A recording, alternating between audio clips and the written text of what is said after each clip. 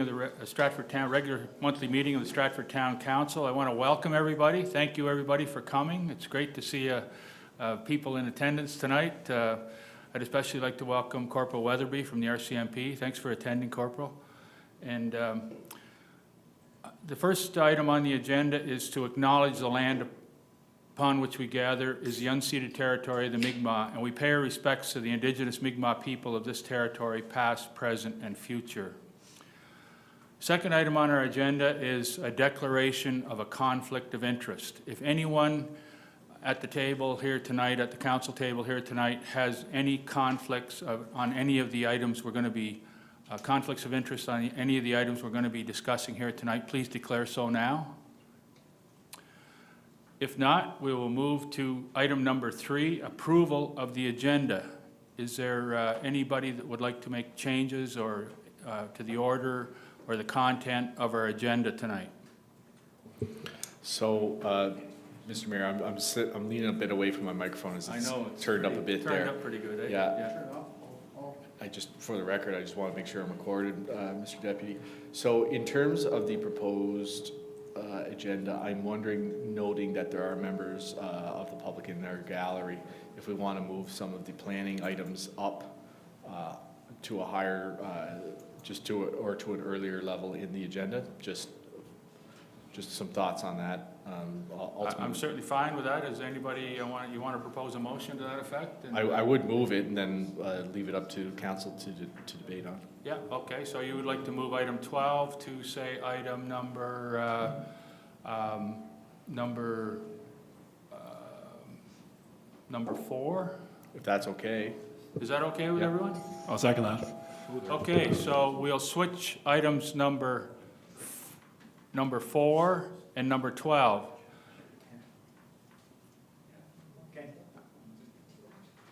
So item number 4 will now become the planning, development, and heritage. So that is the next item on our agenda. So with that, I should call the question, I guess. Is everybody okay with that? I'll call for the question. Just one question on that. Should we approve the council minutes from last meeting and the public meeting minutes of the 18th? Yeah, I was thinking that too. So could we move, can I amend? Certainly, Councillor McDonald's agenda to make the planning items number 5? Okay, Yeah. in case there are any presentations. Agree, Joe, yeah. Have you, I'll ask the CEO, have you received any indication there's any presentations from the floor? No? Okay. So we will then swap number 6, or number 7 for, would that be more appropriate? Number 7 for then number 12? Sure. Okay, you want to make, and is it friendly amendment? Do you want to, is the mover okay with that? Yes, certainly. Thank you. Okay. If that's the case, then is there any further discussion? If not, I'll call for the question. All those in favor? Aye. Anyone against? Motion carried. So we're now with a revised agenda going to item number 4, which is the minutes of our regular monthly meeting of council of October 11th, 2023. Are there any additions, deletions, or changes to those minutes that anyone would like to propose? If not, I'll entertain a motion for approval of those minutes. I would move. Second? Okay. Thank you. All those in favor? Aye. Anyone against? Motion carried. I would also, also in your packages are the public meeting minutes from October 18th, 2023, and these are verbatim minutes around 2 planning issues. Are there any additions, deletions, or changes to those minutes that anyone around the table would like to suggest?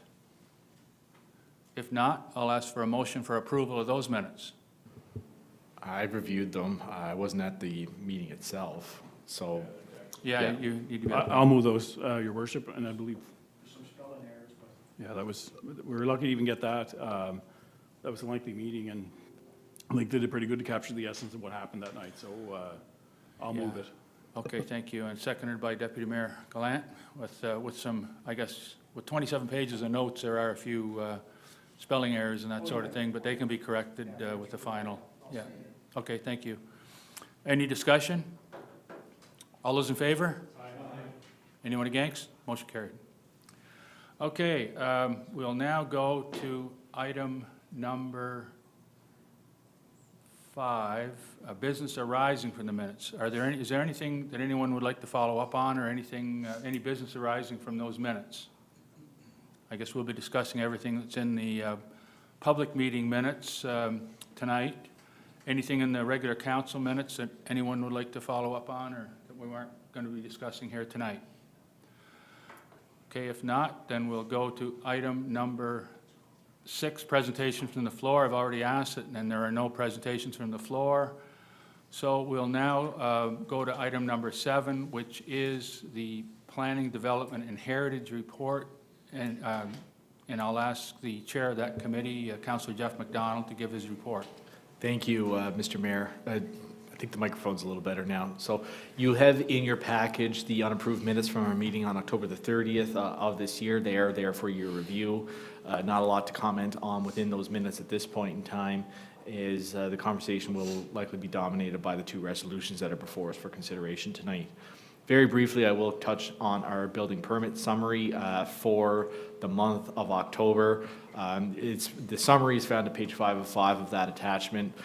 There's only one small minor change. You'll see there's 4 tables there. The top right table says development value summary January 1st to October 31st, 2022. That should be October 1st to 31st, 2022. So that's for the month of October. Certainly a little off the pace from last year, but in total for the year-to-date number, which is the one we're focusing on, we're certainly catching up to the year-to-date numbers. Still a little off the pace, but September was a big month for planning, and we hope to have a strong finish to the year in terms of our building and development applications that are coming in. So with that in mind, unless there's any questions about the building permit summaries and the trends that we're seeing there, I will move towards our first resolution. Jeff, Yeah. I had one question, Sure. and I had asked Dale earlier. I'm always interested to see, and I guess I could speculate on the trends that I'm seeing. Do we ever get information back from the province as to whether or not other municipalities, if the same trends are being seen provincially or in other municipalities? I don't know the answer, Madam Councillor, but I wonder if Mr. McKeegan has any information on that. Whoa, Okay, I'll stand back here. you're on fire. No, not that I'm aware of. Typically, the province asks us for information. They accumulate all the information and they do their comparison, but unless Jeremy can update that. Occasionally they give us some information. Yeah. No, that's what I thought. And occasionally they do, but not on a regular basis. Just, I'll undertake, Madam Councillor, do a little bit of homework, not much, but a little bit, and I'll check the website for Charlottetown to check on their planning and development meetings to see what's going on there, to see if there's any trends that are readily ascertainable. I know that they do discuss these types of numbers at planning in Charlottetown. I can find out there. I don't know about the other municipalities though, for sure. But it'd be an interesting question, and actually, it's actually a pretty good question considering some of the discussions that we had yesterday at the Stratford Developer Roundtable, because certainly there is a notion certainly out there that municipalities are competing for certain development dollars, and it might be interesting to see what trends, if any, we can glean from that. So certainly I'll take a look and try to report back. Okay, does that answer your question? Yes. Okay. Okay, we'll proceed to the resolution, Thank you. Councillor. So without further ado, this is our first resolution of the evening, and it's number PH032-2023, bearing number A001-23, stacked townhouse and general text amendments to the Town of Stratford Zoning and Development Bylaw number 45N. I'll read in the text of the resolution and then call for a motion. So whereas several text amendments involving the addition of the use, quote, stacked townhouse dwelling into 9 residential zones, being new lot development and parking standards for stacked townhouse dwellings, an adjustment of the townhouse uses within the medium-density residential R2 zone, and other general housekeeping amendments to clarify the Town of Stratford zoning and development bylaw number 45. And whereas, in accordance with the Stratford zoning and development bylaw number 45, an advertisement was placed in the Guardian newspaper on 2 occasions, being October the 10th and 17th of this year, and the media ad was also shared on the town's website and social media platforms to notify residents of a public meeting and to solicit input from residents on the proposed amendment request. And whereas additional notice of the proposed amendment was included in the adjacent landowner notification letters sent out by the town for zoning amendment RZ001-23, bylaw amendment number 45O, and whereas a public meeting was held on October the 18th, 2023 at 7 p.m., but was also live streamed on the town's Facebook and YouTube sites, residents were given until October 25th, 2023 to submit their comments. And whereas planning staff received 2 response letters from residents with expressing concerns regarding potential impacts on land values of existing residential dwellings by stacked townhouse dwellings and parking concerns. Be it resolved that bylaw number 45N, a bylaw to amend the Town of Stratford zoning and development bylaw, bylaw number 45, be hereby read and approved a first time. This resolution bears the recommendation of the Planning and Heritage Committee as discussed at a meeting held on October 30th, 2023, and it is moved by myself as chair of our Planning, Heritage, and Development Committee. Okay, do I have a seconder? Thank you. Okay, discussion. Can you put your microphone? I wonder if we have a map we can look at indicating the 9 residential zones wherein the stacked townhouse is in reference to?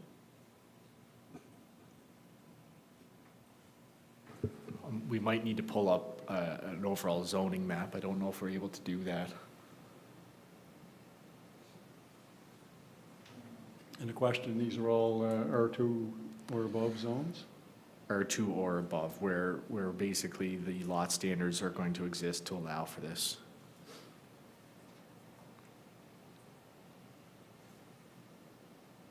What we're looking at now is stacked townhouse with townhouses, right, Jeff?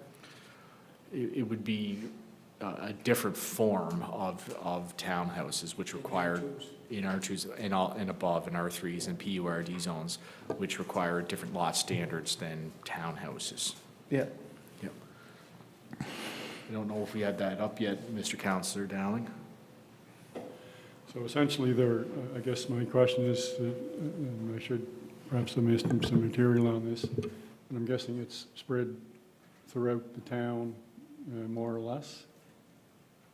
Yeah, it's in Yeah. zones that are already Yeah. zoned for more density. It- R2 it- zones, is my That's, understanding. yeah, it's fair to say, for instance, in the Kelly Heights subdivision, a large part of that is R2. There's portions of R2 as well in areas of Ward 1, some small areas in Ward 2 as well, but there is the potential for this type of development in multiple instances within the town currently. Okay, thank you. Okay, Councillor Jackson, you look like you would like to comment? Yeah, I think I'll save it for the next one, but I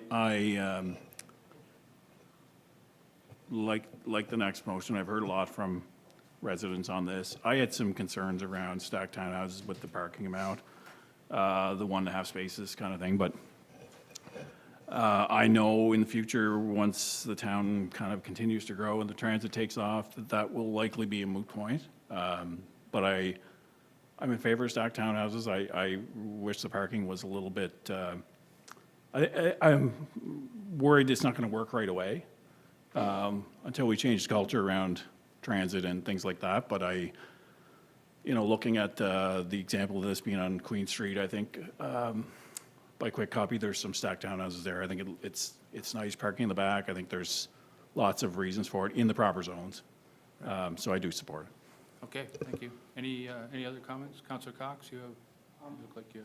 Yeah, I'm just waiting to see a further diagram here, just to kind of, I'm with Council Dowling here. I'd just like to see the actual area.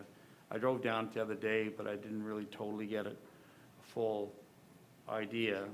It's just easier if it's right here in front of us, if I can just, once it comes up, be great.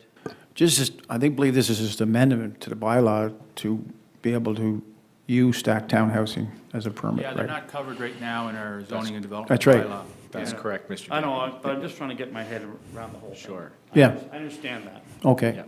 Yeah, I'm in the same boat. Yeah, and also always important to note that this is a first reading of the proposed amendments at this point in time. There will be a chance for some further discussion certainly on these. But in terms of the concept of stacked townhouses, now, Councillor Cox, I'm certainly open to hearing some, if you have any questions about that, and Mr. McKeegan and Mr. Ruff are here as well. I mean, it would be certainly appreciated if you do require clarification, don't hold back. Yeah, is no, what I would say. understand. And I Yeah. understand a lot of different jurisdictions and different cities. It's part of the norm. It's been part of Montreal, part of Toronto for decades and decades. It's in the Maritimes, it's in different, for us, it's a bit of a new concept, and just trying to put my head around that too. You know, once again, we're always looking out for our residents and make sure that it fits into neighborhoods and you know, but there's that bit of a balance, right? So I understand totally what the concept is, and I agree that stacked townhouses are part of our future. It's just a matter to make sure the aesthetics, where they're located kind of thing, if that makes any sense.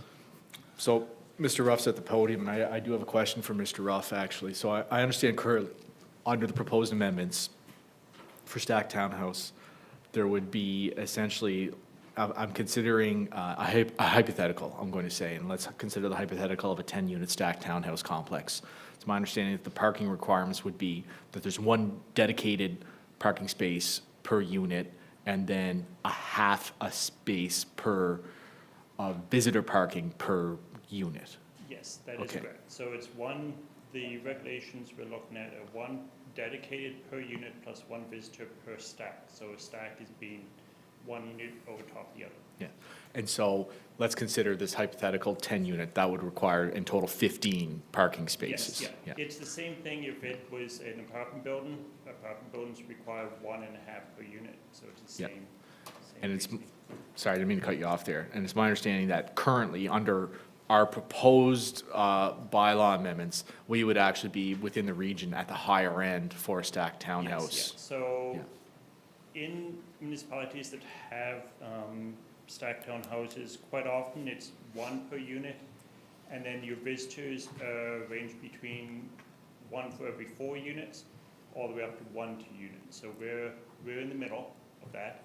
Most of them hover around 1 for every 4 units to 1 for every 2 units.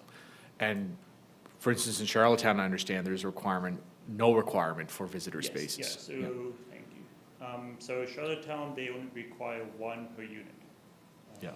And in both of those, they have parking behind. I think there's 2 stacked townhouse developments we know of in Charlottetown, and they both are limited just to 1 per unit. Okay. Now, I'm just wondering, Mr. Ruff, if you could comment, and I'm going to address specifically the R2 zones as they exist in the town. And is there a tension, or is there something that needs to be addressed with respect to conditional or special permit uses when it comes to townhouses or stacked townhouses? Is there something we need to consider there, or is any issues surrounding that? And what I'm referring to, I'm not, just not to be coy or anything like that, is I'm looking at the planning report that the planning staff prepared, and it's at page 3 of your planning report, and it says number 5, adjustment of the townhouse uses in the R2 zone. And the report reads, currently there is an error in how townhouse complexes with more than 3 units are permitted within the R2 zone. So I just wonder if you could kind of elaborate on that, if. Yeah. So with regard to the townhouse uses, currently townhouse is split up between conditional and special permit. So the conditionals are those that may be allowed by council subject to conditions, and then special permits, those that have larger impact and require more detailed review. So conditional is a possible, and then a special permit is done on special occasions. So it's more restrictive the further down you go. So what it currently states is, as conditional, you can go up to 100% of a block of 6 units. And then special permits are only 40% of the block. They should be reversed. So in terms of stacked townhouses, at minimum, stacked townhouses automatically fall in under a conditional use. They're not permitted as of right in the R2 zone. Okay, but R3 and PURD, yes. Yes, yeah. Okay, all right. So, And just to be clear, this bylaw amendment would allow them as a matter of right in R2 zones. no, they're conditional in the R2 zone. No, but is the amendment that's being proposed, Even that's, then- that's not the case? Okay. No, because currently townhouses in the R2 zone, they're only permitted as of right at 3 units maximum, Okay, which you can't do with stacked townhouse. The minimum stacked townhouse development is 6. okay, It's 3 wide, 2 high. okay. Yeah. So it's conditional or special permit. They're not permitted as of right. Yeah. Thank you. We'll go, Mr. Jackson. Yeah, so just to clarify, so in the R1, there will be no, there's no ability for a stacked even with special use as planned? That is my understanding, but I'm going to ask Mr. Ruff to confirm that. So R1s do not permit townhouses at all. The only uses permitted residential, single detached, duplex, and semis. Townhouses are not a listed use within the R1. Thank you. Okay, any other discussion? Councillor Chandler, do you have any comments on this? I still have some reservations in regards to the parking space allotment. I do think that we can make reference to the city of Charlottetown, and I don't necessarily think that we're there yet as far as like our urban core, urban center, or walkability to amenities. And when I drive around the town now, even in single-family homes, I see houses with multiple vehicles and cars parked on the street oftentimes. So I would still have reservations. So if it meant approving this with the 1.5 allotment, I would have concerns at this point. Otherwise, I like the idea, I like the density, I like the look of them. I'd be interested to know how many bedrooms, if there's different makeup, or if they're like 2 to 3 bedroom places, for example. That would also be relevant information to me. Just following along that did pop up at the public meeting, and just like Stratford is not the only municipality that's struggling with parking. That's a common issue that's been dealt with in many municipalities. Some are decreasing parking requirements, some are increasing parking requirements. So in terms of parking requirements, I think it should be part of a larger review when we overhaul the zoning bylaw hopefully next year. Take a look at parking, not just with stacked townhouses, but apartments, single detached dwellings, the whole gamut of uses, even commercial, industrial.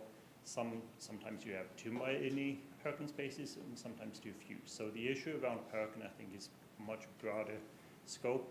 It needs to be reviewed on a larger scale than just on this development. So.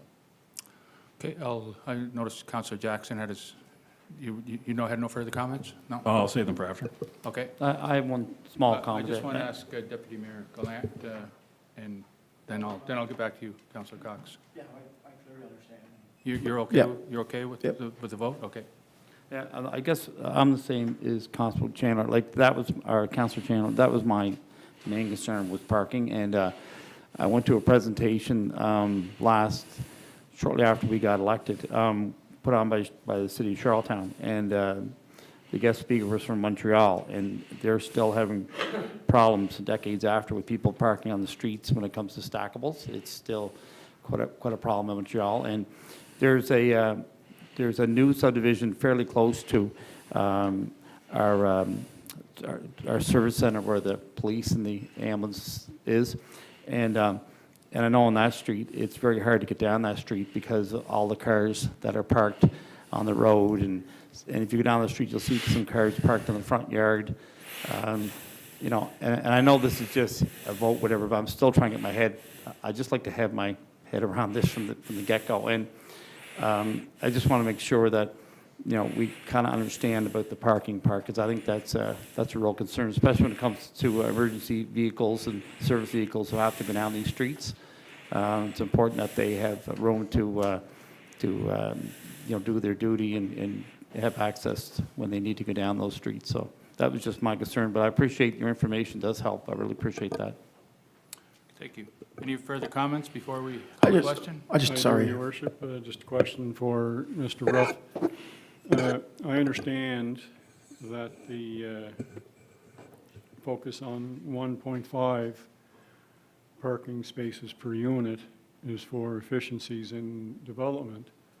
And I also understand that in accordance with the zoning and development bylaw, we could make changes to that further down the road should this amendment ultimately be approved. From a development perspective, in lot size, what would be the key impediment to 2 spots per unit? From a lot size,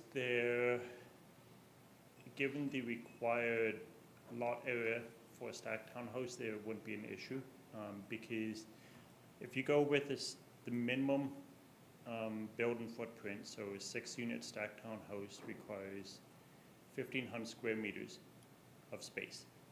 A townhouse unit of the same size, like being 3 wide, only requires 900. So there's actually more space available for parking, so it's not a space constraint. So the size of the property is not limiting the number of parkings you could get on site. These are minimum numbers, so if it's a larger, let's say a larger development in say a residential neighborhood, you can actually require them to have more parking over and above the minimums. So these, we don't have any maximum requirements. If it was maximums, then that'd be a further issue. But these are minimums, and you could require them to get more parking in there for the unit. So it's essentially from a development perspective, you know, a developer's going to want to make the property as appealing to buyers or renters as they can, so that may facilitate the increase in size down the road. But again, just to clarify, should we go with 1.5 and we come to find that 1.5 is problematic, as some anticipate it may be, we could then amend that zoning bylaw to require 2, although it likely wouldn't impact the ones already developed. Is that correct? Yes, that is correct. Okay, that's it for me. Thank you, Okay, Your Worship. Deputy Mayor Gallant had a comment?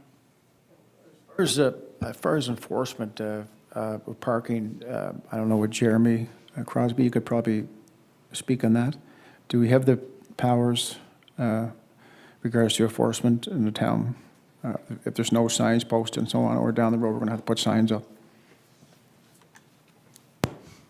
If traffic is being impeded or obstructed, then the RCMP do have the power to remove those vehicles or issue a ticket. But if it's just parking on the side of the street and vehicles can still get through, unless there's no parking signs put up by the province, then really we don't have an authority to ticket anybody. Like all the streets in Stratford have on-street parking. Okay. So it's only if it's impeding traffic to the point where they can't get through. So when there's a snowstorm, is that still the case? When there's snowstorm, is there during winter conditions? That'd be a question I'd have to have with the Department of Transportation. I think they do have the authority to remove vehicles if they need to, but Okay. I'll have to double check on that. Okay. Councillor Jackson. Just one last question based on Councillor Dowling's question around the 1.5, and if we had issue with that later on that it wasn't sufficient, if we make this change now to 1.5, the areas with the form-based codes, they're not going to come back to us for that determination. Is that correct? I'm not sure I understand, sorry. So if we say stacked townhouses at 1.5 minimum parking across all areas R2 and higher, if we do this, so this would be a first approval of the amended bylaw, but if we ratified that at the next meeting, only those areas that are not subject to the form-based codes would be ones that we could actually go back and ask for more parking. Is that correct? My understanding with form-based codes is that we can make amendments to the requirements for the checklist. Like, I think for the gray group development, there's 4 pages of conditions. Yeah, I just thought And this, parking is one of this them. would be one of those conditions. And maybe, and if I'm not right, you know, fair ball, but I just, if we cement that in, I'm guessing we don't have the ability to ask for that in those areas. Planning may, but we don't. I don't, and I stand to be corrected, I don't think we're ever cemented in as such, but I think the issue is if a development starts and it's gotten approval, and it's approval at whatever the parking minimum standard is, it would not be within us to go back and force such a development to change, if that makes sense. But I could be wrong on this, but I think that's what my understanding is. We would have the flexibility to change things, just not force a development to change that's already been We'll ask undertaken. our town planner to comment on that. So Ruff? yes, you are correct. So if a development has been approved under regulations, let's say a development is approved today with 2 parking spaces, tomorrow regulations change, saying 3. We can't go back to that development and say, hey, you need to bump up to the 3. But it would catch any developments down the line at the 3. They could be encouraged to expand up. There isn't any enforcement to say, hey, you need to increase. They would be deemed what is called legal non-conforming. So it's where development is started in accordance with bylaws. Bylaws change, but they no longer comply. So legal non-conforming, under the provincial act, they can remain as is. Any improvements, so let's say they increase the size of the buildings, change the building, then they have to comply with the current regs. Just along those lines, Your Worship, very quickly.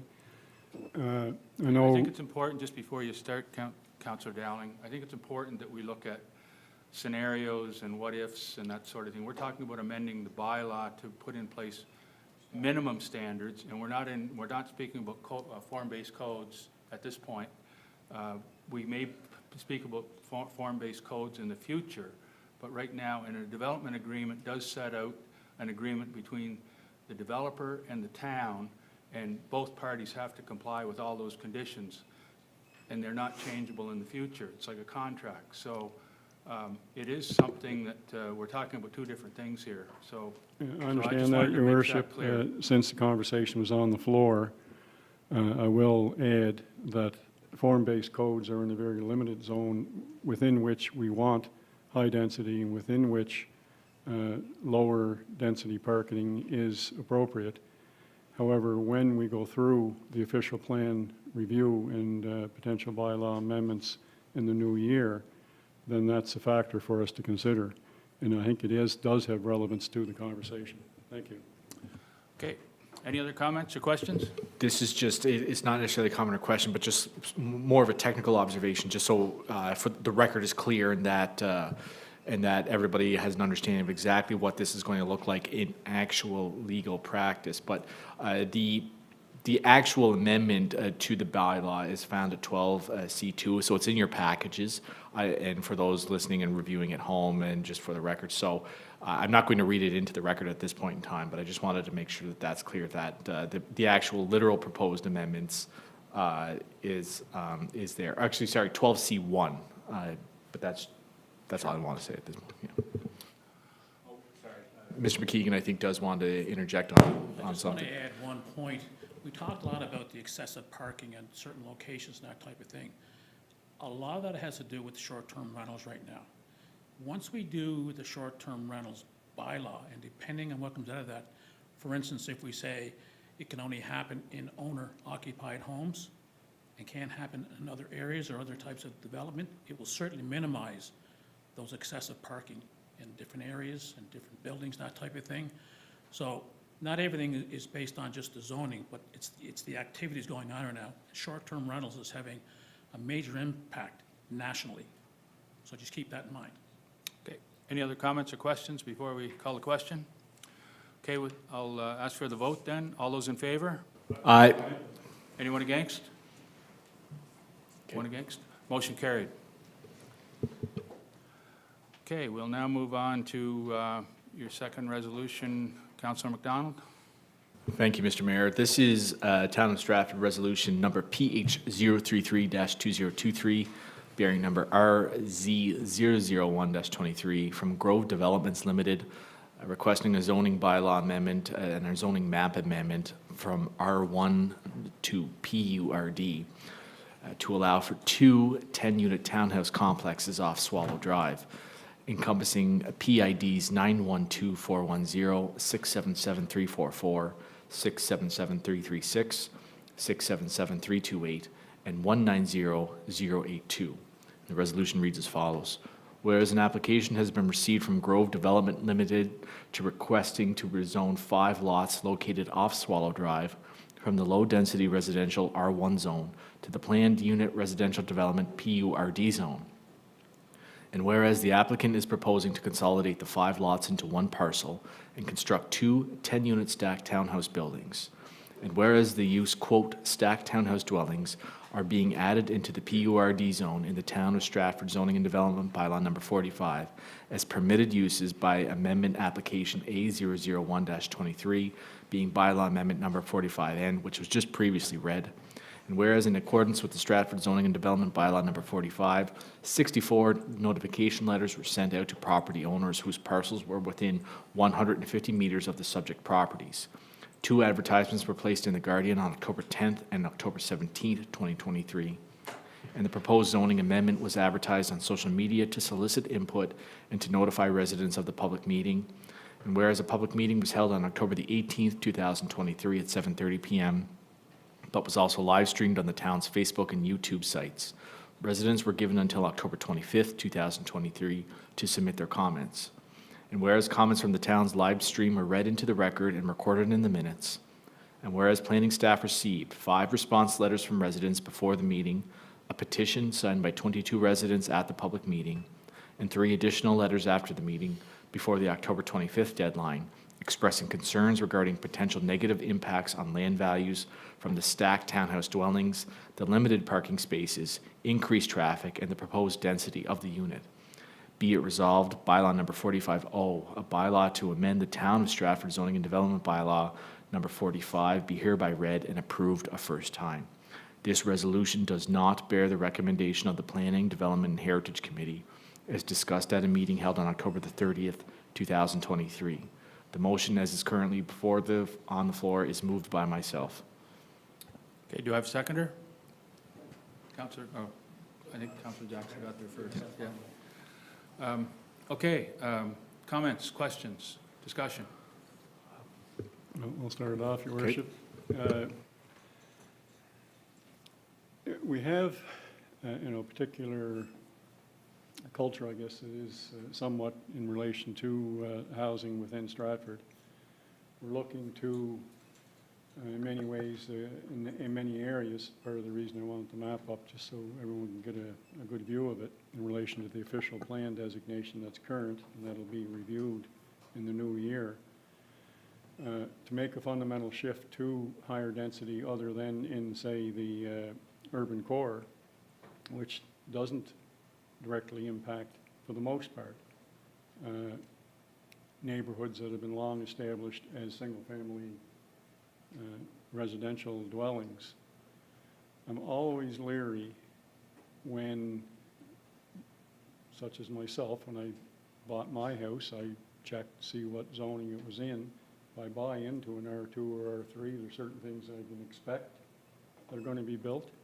If I buy into an R1, then there's a reasonable expectation, for the most part, that that area is going to remain commensurate with the character of the neighborhood, vis-a-vis single-family or even duplex, but single-family for the most part.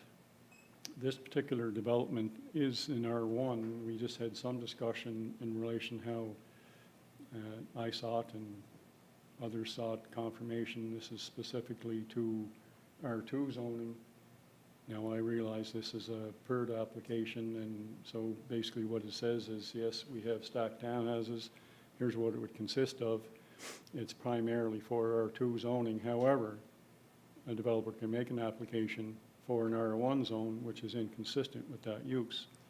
I think this type of application, in my view, is a little premature because we haven't had the opportunity to go through the official plan, this council, and look at our inventories of areas where we could concentrate higher density residential components. And for that reason, I'm voting against, against the motion, and will vote against this motion. So if I could just make sure I understand, is it because of the spot zoning, that you see this as a spot zoning, and which isn't commensurate with the character of the existing neighborhood? Okay, thank you. When we have the opportunity to do the official plan, then,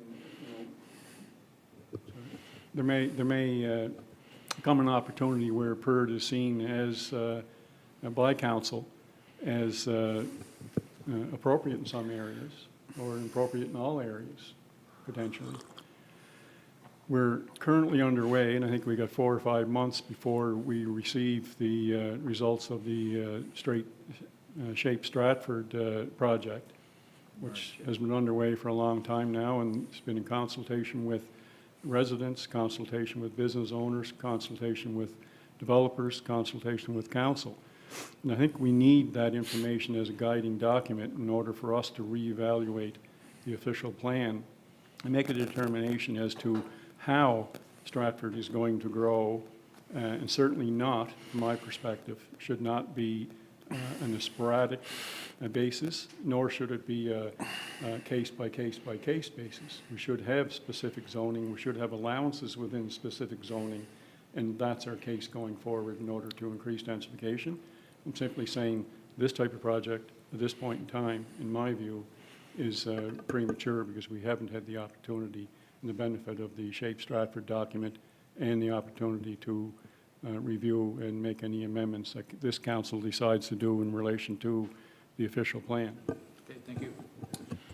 Maybe I'll just, if you don't mind, go around the table. Maybe I'll ask Councillor Cox to weigh in on this. Yeah, I agree with Ron there. I do think it was a couple steps are missed, Ron, like you said. It just seems a little bit. And I was certainly not for the development as it was listed. And I've stayed consistent with that. I do believe, I know Stratford is changing, and I know there's a lot going to be happening in Stratford, but I do agree also when you do come in with R1 is an established subdivision like Swallow Drive is. I just think this would really change the whole makeup of the area, and to me it just seems like there's something missing here, and I haven't figured that out yet. So for that reason, I'm the same. I agree with everything Ron said. So for the same reasons as Yeah. as Councillor Dowling. Mm-hmm. Okay, thank you. Councillor Chandler? I have concerns as well, same reasons that Councillor Dowling has expressed. And I think that we've made significant steps and advancements in the way we are approaching development and density with the approval of the form-based codes.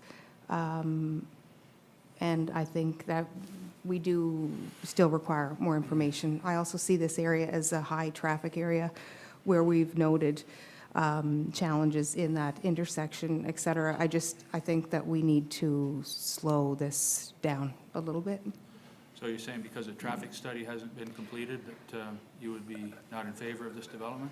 Not in favor of this development, as well as we've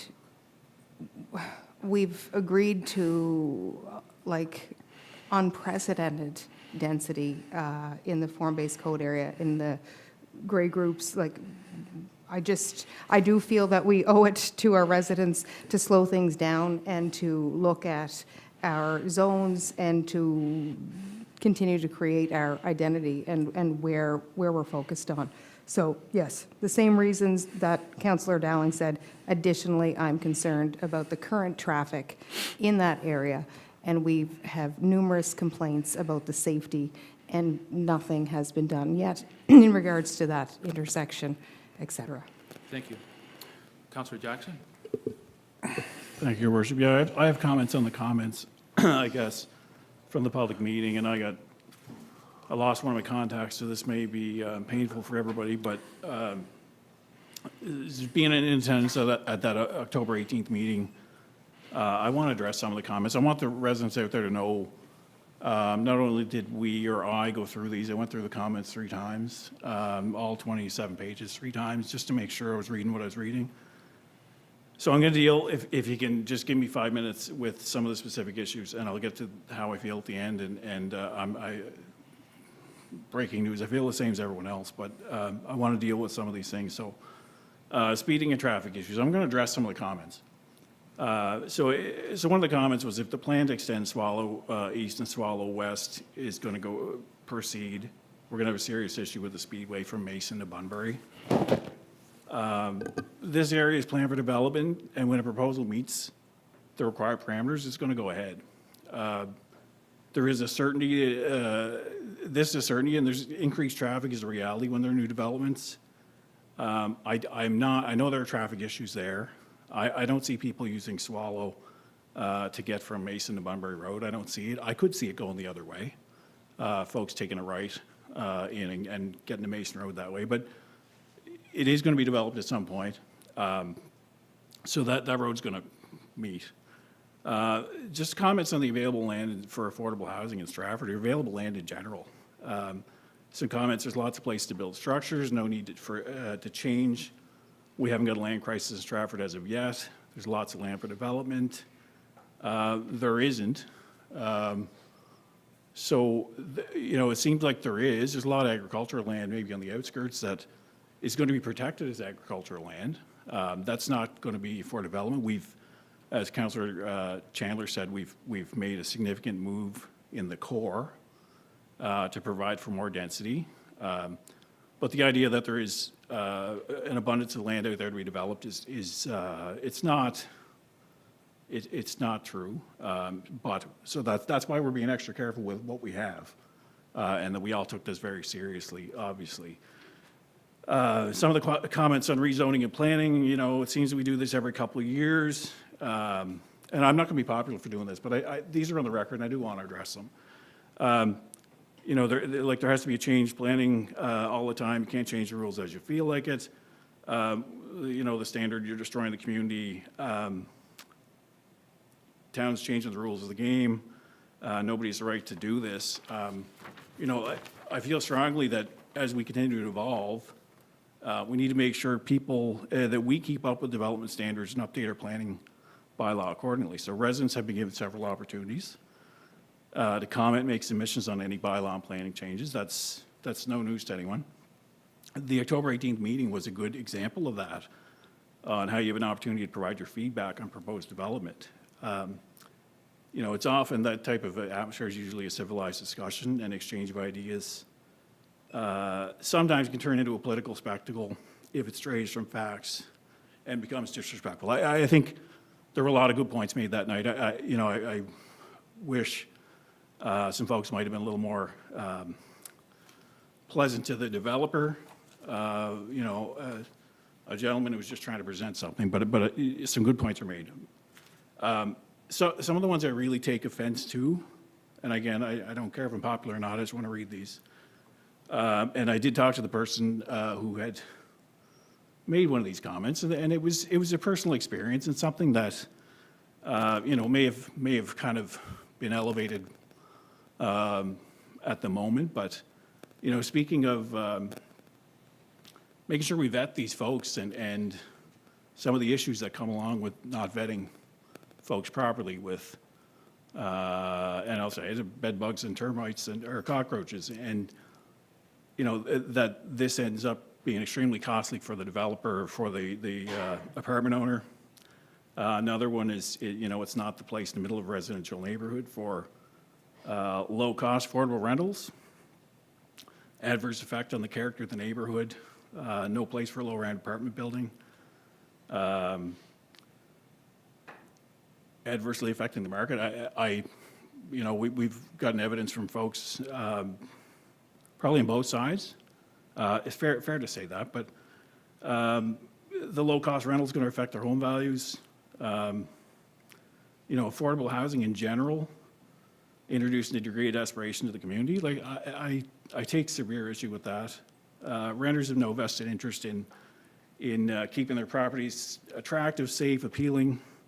They're not respecting noise bylaws, speed limits, litter, waste carts. I find that the most troubling. So to equate those in need of affordable housing with being dirty or causing infestations is insulting. These folks that are looking for affordable rental housing may be your neighbors. Could be children looking for a place to raise their family. A lot of families right now who are, with rising interest rates, may find themselves without a home here soon. You gotta listen to me. Personally, my family lost a home in 81, 82 because of 20% interest rates. That could happen again. My father had a full-time federal job, and it still happened. So I want you to think, when we're thinking about affordable housing in general, this may be the person that's got a $700,000 house right now who's going to lose it. They may be looking for rental housing because they can't afford another house.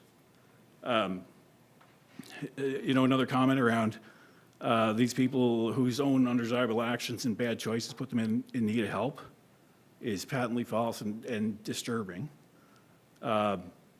These could be our kids. We want them to live in Stratford. If we don't make sure there's affordable housing somewhere, where are they going to go? It's costly enough being alive right now. So to put the brakes on, and aside from this actual proposal, just in general, our mentality around affordable housing has to change. I'm still going, just one second.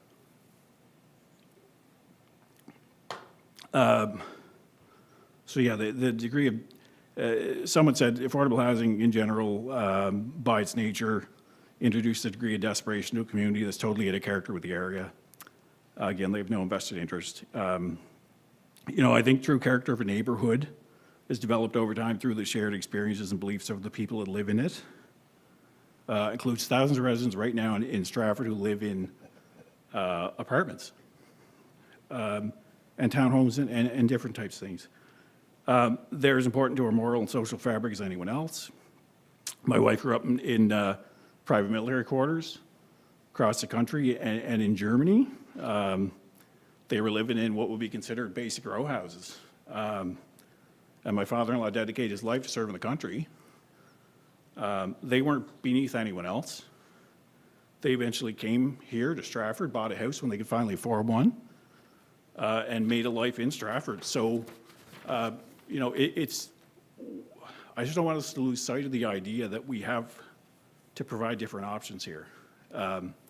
Everybody needs to start somewhere, and we need this type of housing in our town. Although this experience may have been very discouraging for the proponent, I hope he knows that some people still appreciate those that are willing to provide a hand up to folks. I do want to express my appreciation for the diligence of our planning staff and our planning board in this matter, and all the other matters that come to our council table. They use professional expertise to provide us with evidence-based advice to help us make the right decision based on the circumstance of each proposal. When they provide statistics and research at a public meeting, it's in an effort to provide a clear picture of best practices, sound planning principles, and all pertinent information that needs to be considered without bias or political considerations. So that said, I do commend the residents who clearly articulated their points for and against the proposed development in a respectful manner. With respect to the items that I did mention earlier, I just want to remind residents there is room for people of all ages, incomes, and backgrounds in Stratford, and we must ensure that we have adequate housing options for everyone. And it may not be in your backyard, but we have to do it somewhere. I know Mr. Campbell's not here, but I do thank him for bringing this proposal forward and for maintaining his calm and composure when faced with I guess we can all agree, overwhelming opposition to his proposal at the meeting. And he was, you know, he understood that. So at the end of the day, although I believe the development would be beneficial to our community like the others, I agree the recommendation from planning board, from planning board not to proceed. Rezoning from R1 to PERD, I think, is a bridge too far right now. I do hope Mr. Campbell will come back at some point with a proposal more fitting for the current area, or potentially another area of the town better suited for the development. So I know that's a lot of stuff, and feel about me as you may. I think we have to really think about how we look forward around affordable housing, and although I don't think it's the right fit in there, we have to have this option somewhere. And I just hope next time that we have a similar meeting that folks will, you know, just be respectful. And you know, I understand there's specific experiences folks have with people, but let's just keep it to the facts and the evidence, and respect our planning staff who are just sharing evidence.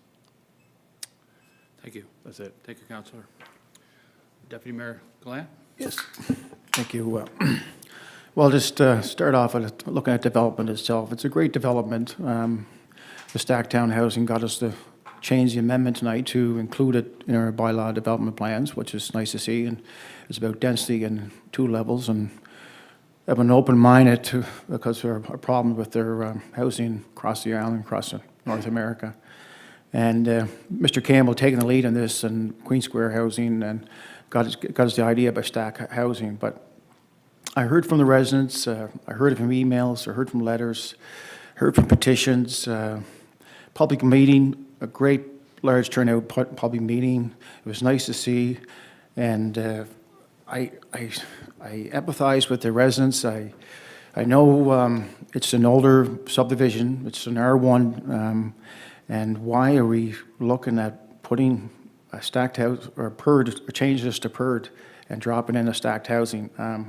There's other areas around the town of Stratford that we can do this, have that option. Tonight now with stacked town housing, we can put stacked town housing with town housing. We're going on M3 and being Kelly Heights, which is probably 200 meters from Swallow Drive. I support the residents. I know it's change is hard to do, but at the same time, you got to represent the residents, and it's their first investment, and they built there because it was R1 and a couple of duplexes, and they want that to continue. So changing the neighborhood from an R1 to PERD is not consistent with the bylaw of development of the town of Stratford as implemented in 2014. There's no guarantees from the residents. It could be apartment building going there when PERD. If we agree tonight to change it over to PERD, that could go to apartment building with special permit use, and then we're in, you know. So I just want to leave it alone the way it is, R1 zoning. Respect the residents, and we're open-minded around the table about Shape Stratford, and Shape Stratford is not on this location. Is one of the ideas. So, and also they turn it down. There's no buffer zone implemented. There's no separation between subdivisions or neighborhoods, and also the traffic study hasn't been done by an independent engineer. So there's no results from the traffic study. We're just going by a common traffic study. I think Phil was telling me you leave the place 9 times. Each person leaves 9 times a day, and it comes back, and going one way is 9, and coming back is 18 times leaving the place. So. But it was denied by the planning committee, which I'm pretty proud to see that. And I did a lot of research. I spoke to Phil, and Phil was really, and Dale on this file. It was a great opportunity to learn more. And but at the end of the day, I'll be voting against this tonight. So that's where I stand on this. Okay, thank you, Deputy Mayor. Councillor McDonald, as Chair of the Planning Committee, I'd like to hear your views on this. Thank you, Mr. Mayor. I want to begin certainly by, I'll begin by thanking Deputy Mayor Gallant for chairing the public meeting, which was held in mid-October.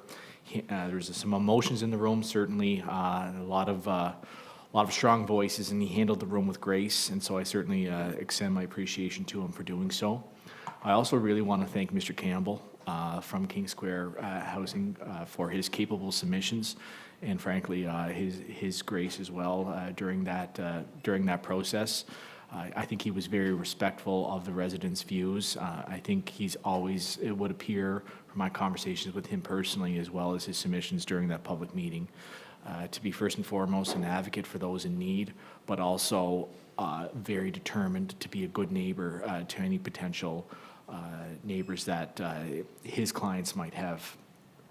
I want to take a moment to talk about just in general King Square housing development.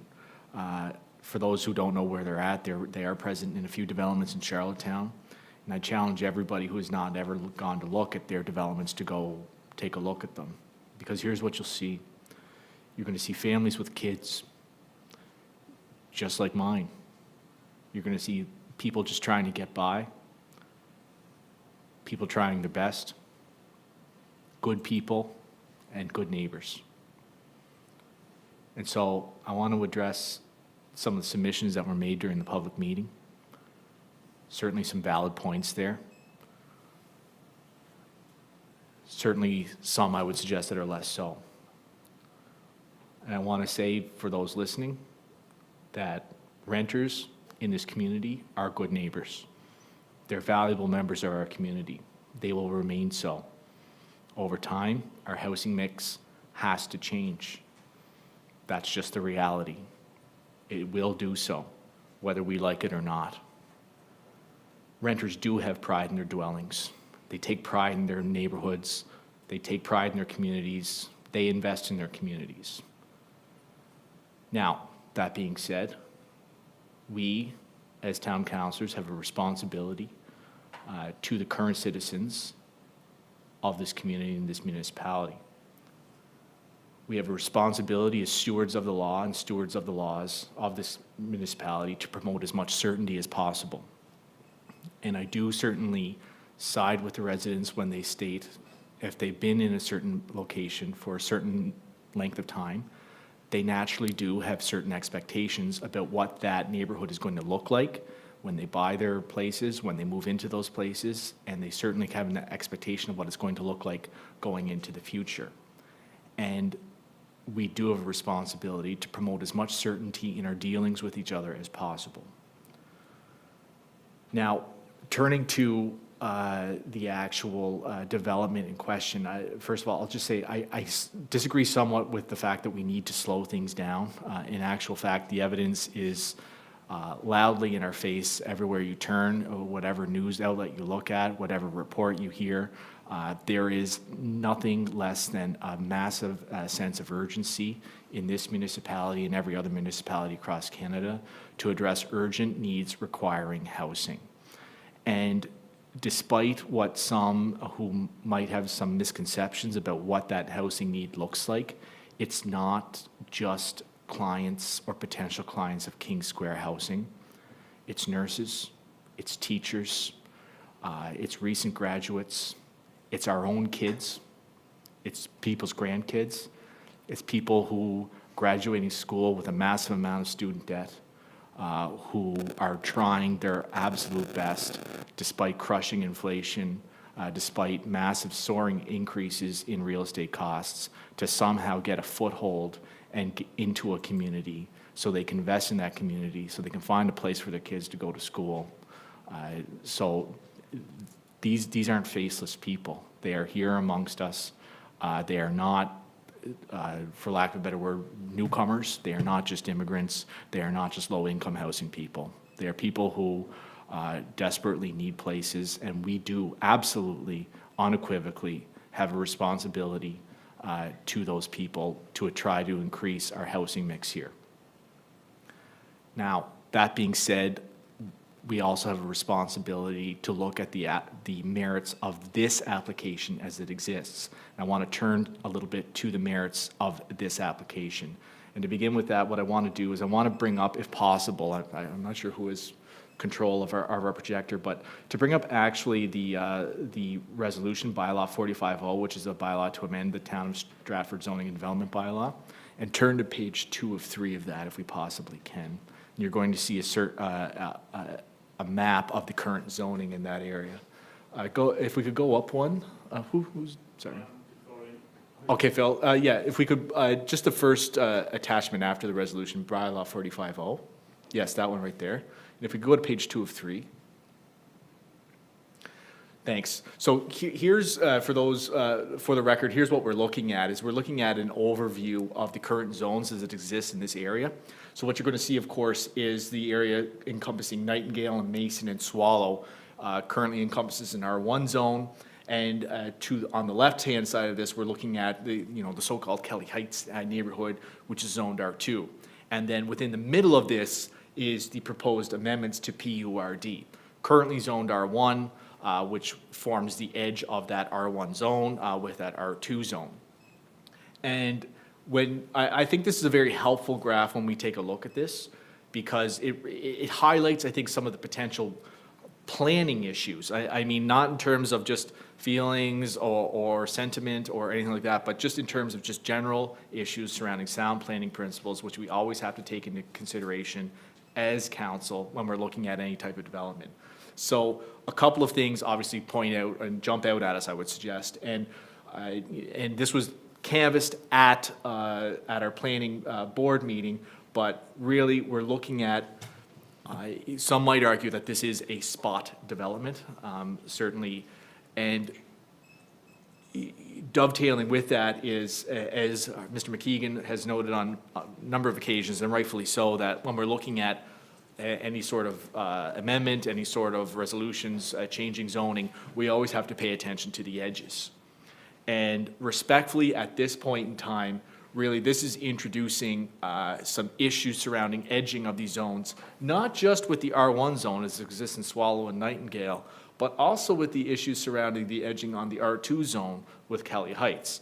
Essentially, we're looking at not necessarily that these are incompatible because it's all proposed to be residential. However, certainly an issue about plunking in a new zone in between two lower density zones. When you take a look at this, fundamentally, it does just not make sense from a planning perspective. Now, looking at where these things also might fall afoul of some of our policies, some of our bylaws, I'm turning towards our official plan. Now, our official plan has a number of entries in it that deal with proposed amendments to our zoning bylaw, some of which are in favor of such a proposed amendment. And those are in favor, certainly are to increase the mixing of our current housing stock, to promote affordability, and to promote new development in the town. And certainly all those things would be true with this development. What is also true, and what's also something that we're certainly cognizant of at Planning Board, and something I want to bring to everyone's attention here, is that, of course, also equally important under our official plan is to preserve the character of official neighborhoods. And there can be absolutely no doubt, no matter which lens you want to look through this through, that such a proposed amendment will change the fundamental character of the, I'm going to call it the Swallow Nightingale area. There can be no doubt. I mean, the age of the current dwellings in the neighborhood was canvassed at Planning Board. Certainly it is, there's no doubt that this is a mature development where families have been here for quite some time in single-family dwellings. That suggests two things.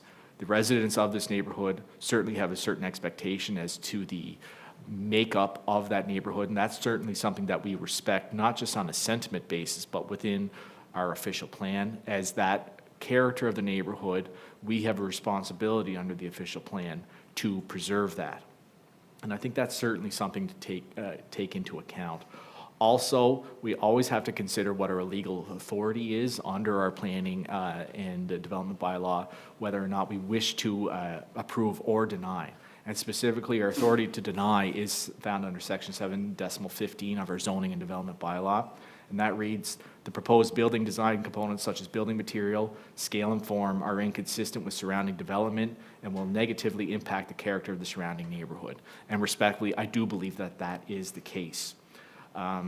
So we have to respect the fact that we have a duty to act in the best interest of the entire town, but If we make adverse decisions which impact one neighborhood, it's arguable that that will impact the entire town, because certainly then residents will lose certainty throughout the town of the character of their neighborhoods, and that is something that we have a duty to preserve and uphold. So for mostly on a technical planning perspective is a reason that I cannot support the resolution as is currently proposed. I think it's important to iterate that the land is still there for development. We welcome some alternative approaches, something which marries much better with the character of the existing neighborhood. And certainly we will look towards any potential further applications to see what's something that might work for the developers, but most importantly for the residents that are there, so that everyone can live in harmony and everyone can have their expectations met. So for all of those reasons, honorable members, I would suggest that I cannot support the resolution as drafted either. Thank you. Okay, I think there's been some very well stated points made here tonight. I guess from my perspective, I was really pleased that Councillor MacDonald really raised the point about voting in the interest of the entire town, and I think the point about certainty is a good one. I do think that with the proper buffers or transition between different zones, more density can be added to neighborhoods, given a good dialogue between the developer and nearby residents, and an effort to make sure there's a transition or something where people are going to have single family backing onto single family, albeit perhaps smaller and perhaps in a different design, but still the same type of housing. And across from that can be, as part of the new development, duplexes or townhouses or whatever. But I think that's important, that people have that comfort and security of knowing that they will be able to maintain the character of their neighborhood. There is a need for housing, as was well stated by many around the table here tonight. We do have a great need for more housing, for more people. My parents rented until I was almost an adult when I was growing up, and my father had a good job on the railroad, but we couldn't afford to buy a house. And I know when we bought here in Stratford, the first mortgage was over 10%, and people were getting in at 20%, and it was really unaffordable for an awful lot of people. And we really need to have that affordability back in the equation for the social contract between young people and older people that are looking to downsize or whatever, that they're able to find the housing that they need and that's attainable for them. So with that, then I'll call for the question. I just have a comment, Your Worship. I think in the interest of time, Councillor Dowling, if you could keep it to a minimum, I'd appreciate it. It'll be my usual brief self, Your Worship. I just want to clarify, the crux of my comments had nothing to do with trying to delay any planning in relation to implementation or rezoning to facilitate denser or densification. What it has to do with is this council having the opportunity to delve into the official plan, and with the overall view, with the benefit of the CAO and the Director of Planning, who I know are already working on the opportunity to work with council on that official plan, to come up with an overall community plan which may change a lot of the areas. We don't know how that's going to play out yet, but it may change some of the areas, whereas in a situation like this, it might be a viable solution down the road. I don't know. But we haven't had the chance to put our input onto the official plan yet as a new council. And we haven't had the benefit of the Shape Stratford document in order to look at what the development requirements are, what our population objectives or likelihoods are in relation to the next 10, 20, and 30 years. So it's nothing to do with delaying anything. I think this council has made significant strides in providing opportunities for densification, and current projects are underway in that respect. We'd all like to be able to have big swaths of land where we can say, this is all densification and this is all single-family residential. At some point in time, there may be some degree of blending in there, I don't know. But I just wanted to make clear it was nothing to do with delaying or slowing down densification. It was to do it in an informed and orderly manner. Okay, thank you. Okay, I'll call for the question then. All those in favor? All those opposed? Aye. Opposed? Motion is defeated. Okay, thank you for that. We'll now move on to item number 7, which is my report, which is in your package. Is that thing on? So, yeah, just a couple of highlights. There are the priority setting exercise that this council and staff and myself participated in. Thank you, everyone. Is in your package and will be with a plan and a budget and the impact on our tax rate, et cetera, will be provided to council in the future. But right now, the priorities, we've identified 20 priorities for the mandate of this council, and look forward to being able to work together to achieve those priorities. I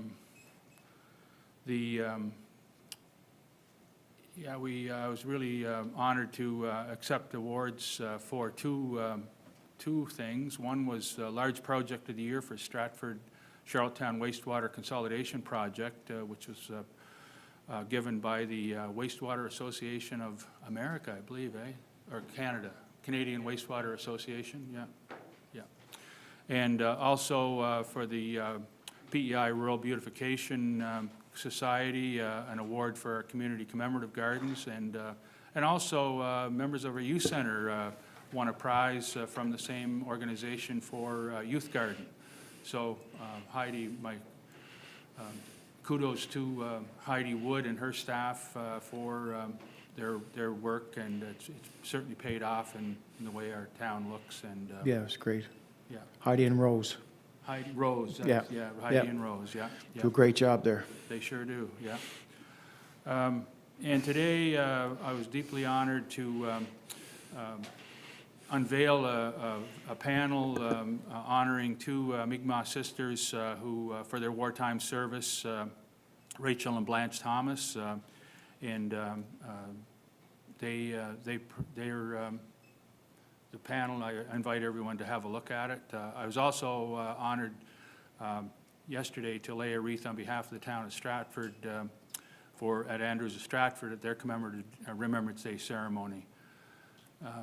So I look forward to as many people as possible coming out to the town Remembrance Day ceremony on this Saturday. So look forward to honoring our members of our serving and those who gave their lives from our community in the service of our country.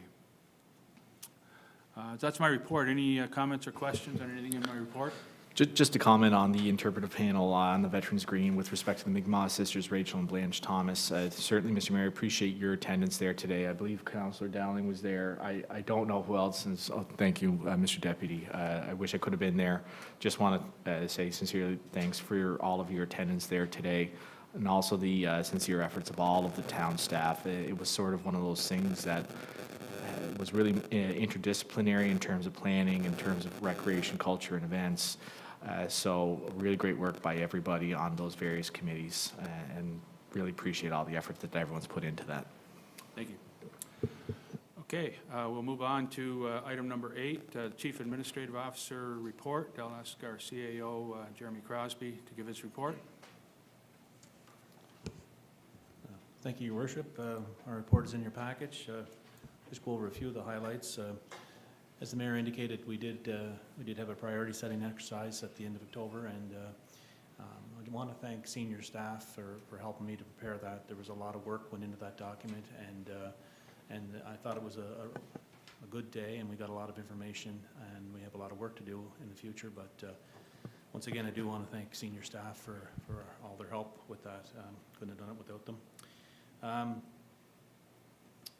Attended a meeting with the consultant that are looking at our transit system and how we're going to move into the future. So there's a lot of work being done there, and we can see, you'll see later in the package that our ridership is really taking off here. So we do have to come up with some alternative solutions for ridership and to accompany the development's going to occur here in the town in the future.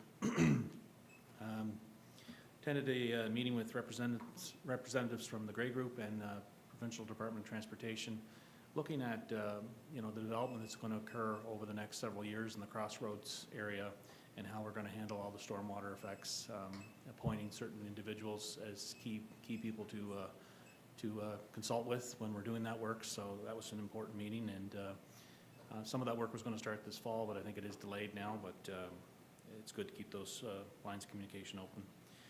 We met with representatives from the public schools branch with regard to the lease and renewal of that, and had a good discussion with those folks. Attended the e-watch presentation. Really a lot of good information there, and I think we are moving closer to getting some e-watch cameras in the community here. I know that the two councillors involved are going to be meeting with us next week to discuss how we proceed further, and I'm looking forward to how that happens. And I also attended a session through Stuart McKelvey on, it was a half-day labor and employment seminar, and there was a lot of important information there, and a lot of the organizations similar to ours that are having some issues with labor and employment, we're all in the same boat, and it's good to see that our solicitors are looking at that and are able to help us with those issues. So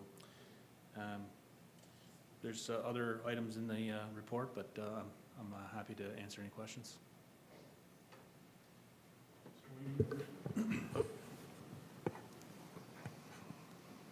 I believe you have a question, Councillor Dowling? Yeah, just a question. Has there any, I know it's underway, but is there any headway made in two areas? One in relation to the school board facilities contract, and the other with the revenue sharing agreement with the province? With regard to the lease agreement, we were in contact with them again today, and they indicated that we will be meeting again soon. So we'll have some further information for council on that relatively soon, myself and the Director of Finance.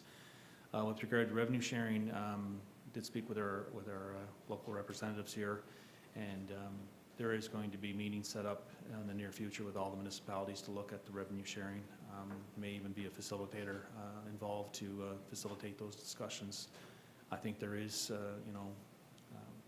I think the government does want to negotiate with the municipalities. They understand that we have a lot of needs, and there is a lot of growth that's going on. Cost of living has gone up for everybody, and we do need to have a new agreement. So I do think there is going to be something that happens here in the very near future. Any other questions or comments? It may be for safety services, but you just let me know. So in terms of e-watch, you got a meeting, sorry, is that for next week? I believe so, yes. That's an internal one, is it? Just Correct. Okay, all right. Yeah. Okay. And just one thing, Corporal Weatherby was called out unexpectedly, so I just want to let everybody know that. Okay. Thank you. Okay, thank you for your report. Thank you, Jeremy. Okay, we'll now move to item number 9, Safety Services report. I'll ask Councillor Jody Jackson, who chairs that committee, to give his report.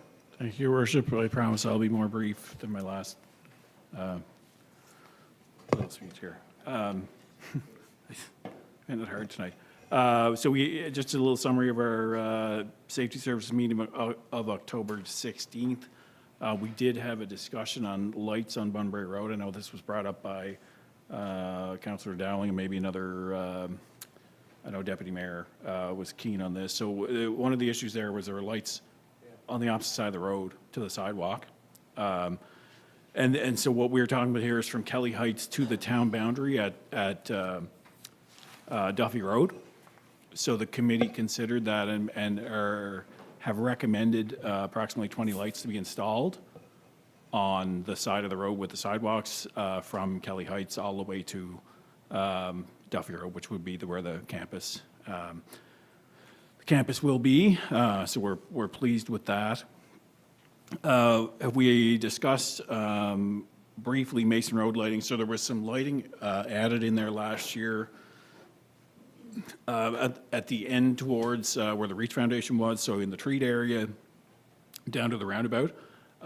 So we had a resident that had been in touch with Deputy Mayor and I around lighting, and their question was really from Williams Gate to that area. So I know that based on the discussion of the committee, Charlie was going to look into that. So we're still kind of looking to address that at some point. Another item brought up at Safety Services was speeding on Stratford Road. I know Councillor Cox had brought that up. And I know Jeremy and Corporal Weatherby were going to look at the radar, speed radar data to determine the extent of that issue. Maybe we'll table that until we get to see Corporal Weatherby next. So it's still high on our radar, and they did say it was a matrix, I think, was doing most of the speeding. Can I add one quick thing? Sorry to stop you. The speed sign is right directly in front of a resident on Stratford Road who, he's a senior, and a lot of times he sits in his garage and watches people walk by and talks to people, and he's always in his garage watching. He said there's different times where a car goes by and it doesn't register anything because the speed is so high. He said there's absolutely, and he said it's kind of strange. He said because one night he said he saw it quite high, the number, but a couple of times it went by and it didn't pick up a number at all. And he said that doesn't happen very often, but he has seen that, which I thought was kind of concerning. I'll let Jeremy take a stab at that one. Yeah. It should still be registered in the data. I'm quite sure that, if it didn't register on the board, it still will be in the actual data. Sometimes those are put in stealth mode too, where they still are registering all the information that goes by, but they're not displaying to the public. Right. We do get different readings that time. I'm not saying that's the case this time, but I'm quite sure that when we review the data, if there are high speeds, that they'll be shown. Okay, thank you. And the very last thing, I just want to add that I think public should know that when the number is registered on the sign, a lot of times the person is accelerating. So the speed is much greater because they haven't stopped with their foot on the gas pedal. So I just want to add that too. No, we appreciate that, and we did have a good chat about that at our safety service meeting. We're not meeting next week because it's the holiday in lieu of Remembrance Day. We're meeting on the 20th. Councillor Cox, so we'll discuss that, and if we have any update, and you're more than welcome to join us. It was a very popular councillor request meeting. We had talked based on a request from another councillor, Councillor Chandler, around crosswalk at Kinloch and Westgate. There's a little piece of concrete pad that goes across, and there was a question around whether a crosswalk could be installed there. I know based on the discussion, based on TIE, that's not something. They need a landing pad on both sides. It was brought to my attention by a resident that they do that in Charlottetown. I know the rules are different in Charlottetown, but I guess we'd request potentially if we could ask that question around if that's a hard and fast rule for them with TIE, because I know of Charlottetown, there were lots of instances where they do have crosswalks with no landing pad on the other side. One last thing, it wasn't actually brought up safety services meeting, but it was since then, had a request from resident down on Capic Road in T Hill area around speeding, and it was really, this person has 3 young kids, all probably under the age of 4, and really expressed concern around the speed. So it's a 70 zone there, still within Stratford limits, before you get to the sign, and it's a bit of a slingshot when you get to the bottom of the hill from where Georgetown Road and Capic Road meet. So there was a kind of a question there if we could discuss, entertain the idea of potentially a lower speed limit in that area with so many young kids. And I mentioned I would bring it forward, so I guess Jeannie, we can talk about that maybe in Safety Services on the 20th. So that's the Safety Services meeting, unless Deputy Mayor, you had anything to add to that? Okay, so keep moving here. E-Watch. Sorry, Councillor. Sure. I just don't want to interrupt your flow, but as No, that's fine. before we go into your sub-reports, I just have two questions for you. Absolutely. And they're really quick. So with the recommendation on the Bunbury lighting, is that going to go to tender now, or what's the next step? Or, yeah. I'll defer to Jeannie on that. I don't think we need to. I think that's just a Maritime Electric, but I'll Okay. defer to Jeannie. I'm supposed to stand here I know, tonight. it's a hot mic, so Can you hear careful. me? Yeah, yeah. Yes, okay. The request has gone through to Maritime Electric, which Okay. is generally our process. Yeah. With this situation, the poles on the opposite side, or the side that we're looking to put lights on, are not owned by Maritime Electric, so it's a bit of a different process for them to get permission to use them. They've informed us that they generally do get those permissions, but it may just be a little bit of a longer process. So Okay. the process has started, the request has gone through, it'll Great. just be time, yeah. And I think after a further review, it may be 23 lights that we're looking at installing. Okay, that's great. And just, this is just a general comment. The reality is, with Eastern Keppoch Road in the T Hill area, just like many other areas of our town, Councillor Jackson, I think it's fair to say that the character of that area or neighborhood has changed dramatically from one that would be mostly rural to fairly suburban now. So I think it does make absolute sense to revisit that speed limit in that area. Thank you, Councillor. And to add to that, I have a son that goes to Camp Kenchef either after school sometimes or on PD days, and mostly in the summer, but different points in the year. And they do go to the park. They do cross that road to go to the park. I forget the name of the subdivision. Yes, they're just between Kinlaw Creek and I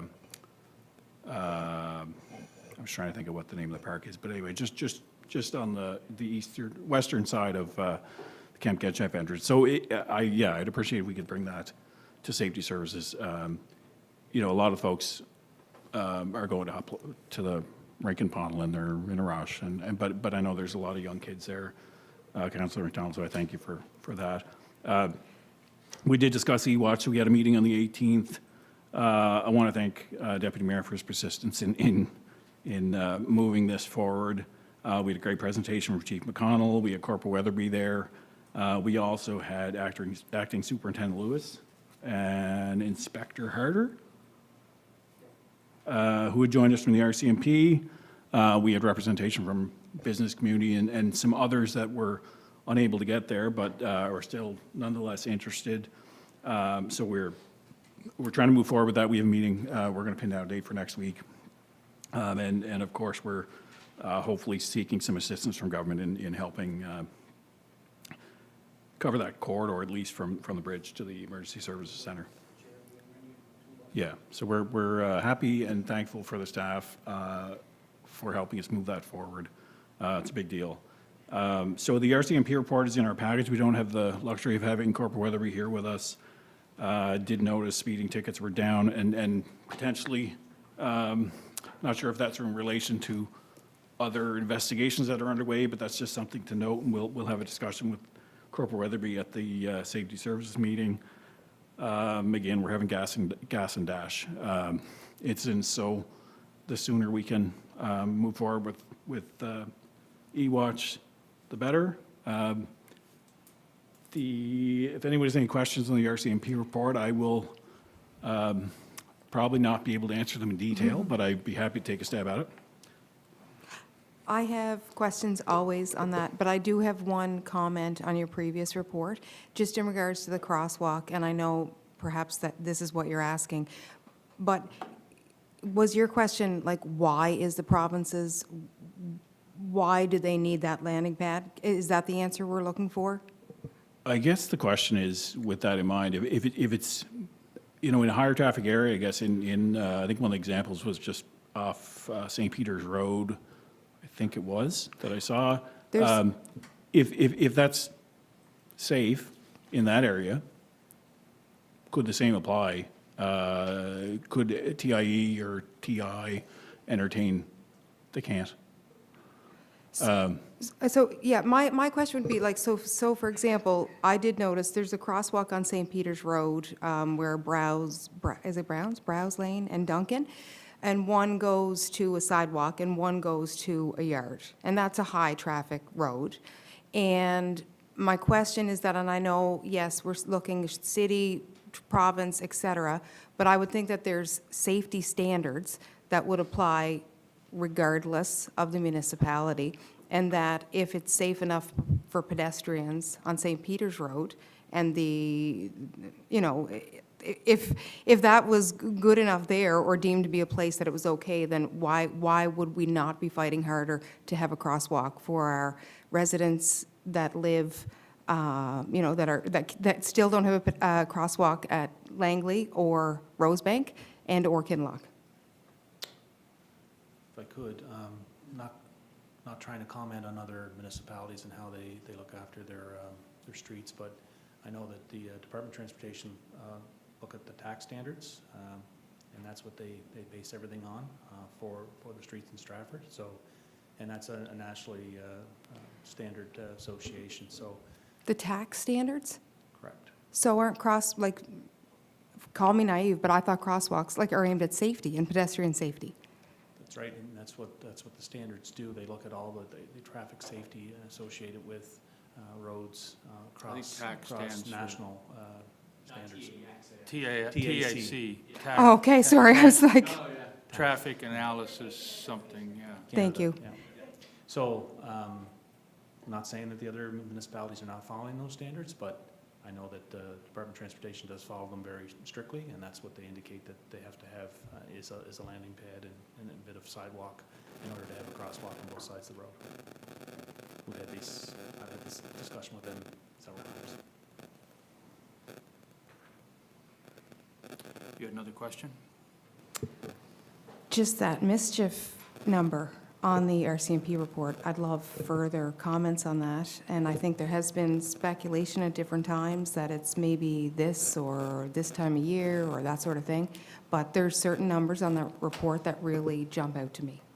Yeah, and it's been a consistent issue for the year. I'm not sure what the feedback is here. But maybe It's your me. foot on that cord. My apologies. Yeah, we will definitely discuss that at our next meeting. And again, I would caution us from taking any advice from another municipality as well, but that's a valid point that unfortunately may not be able to do much about, but it's, I thank you for bringing it up, and we'll discuss it. So, anyone else on the RCMP report? I'm trying to move quickly here. Just one quick question, Okay. and I'm not sure if Councillor Chandler's question was in relation to specifically the employee issue, harassed employee issue at Town Hall. Just wondering, without getting into specific detail, what the circumstances were.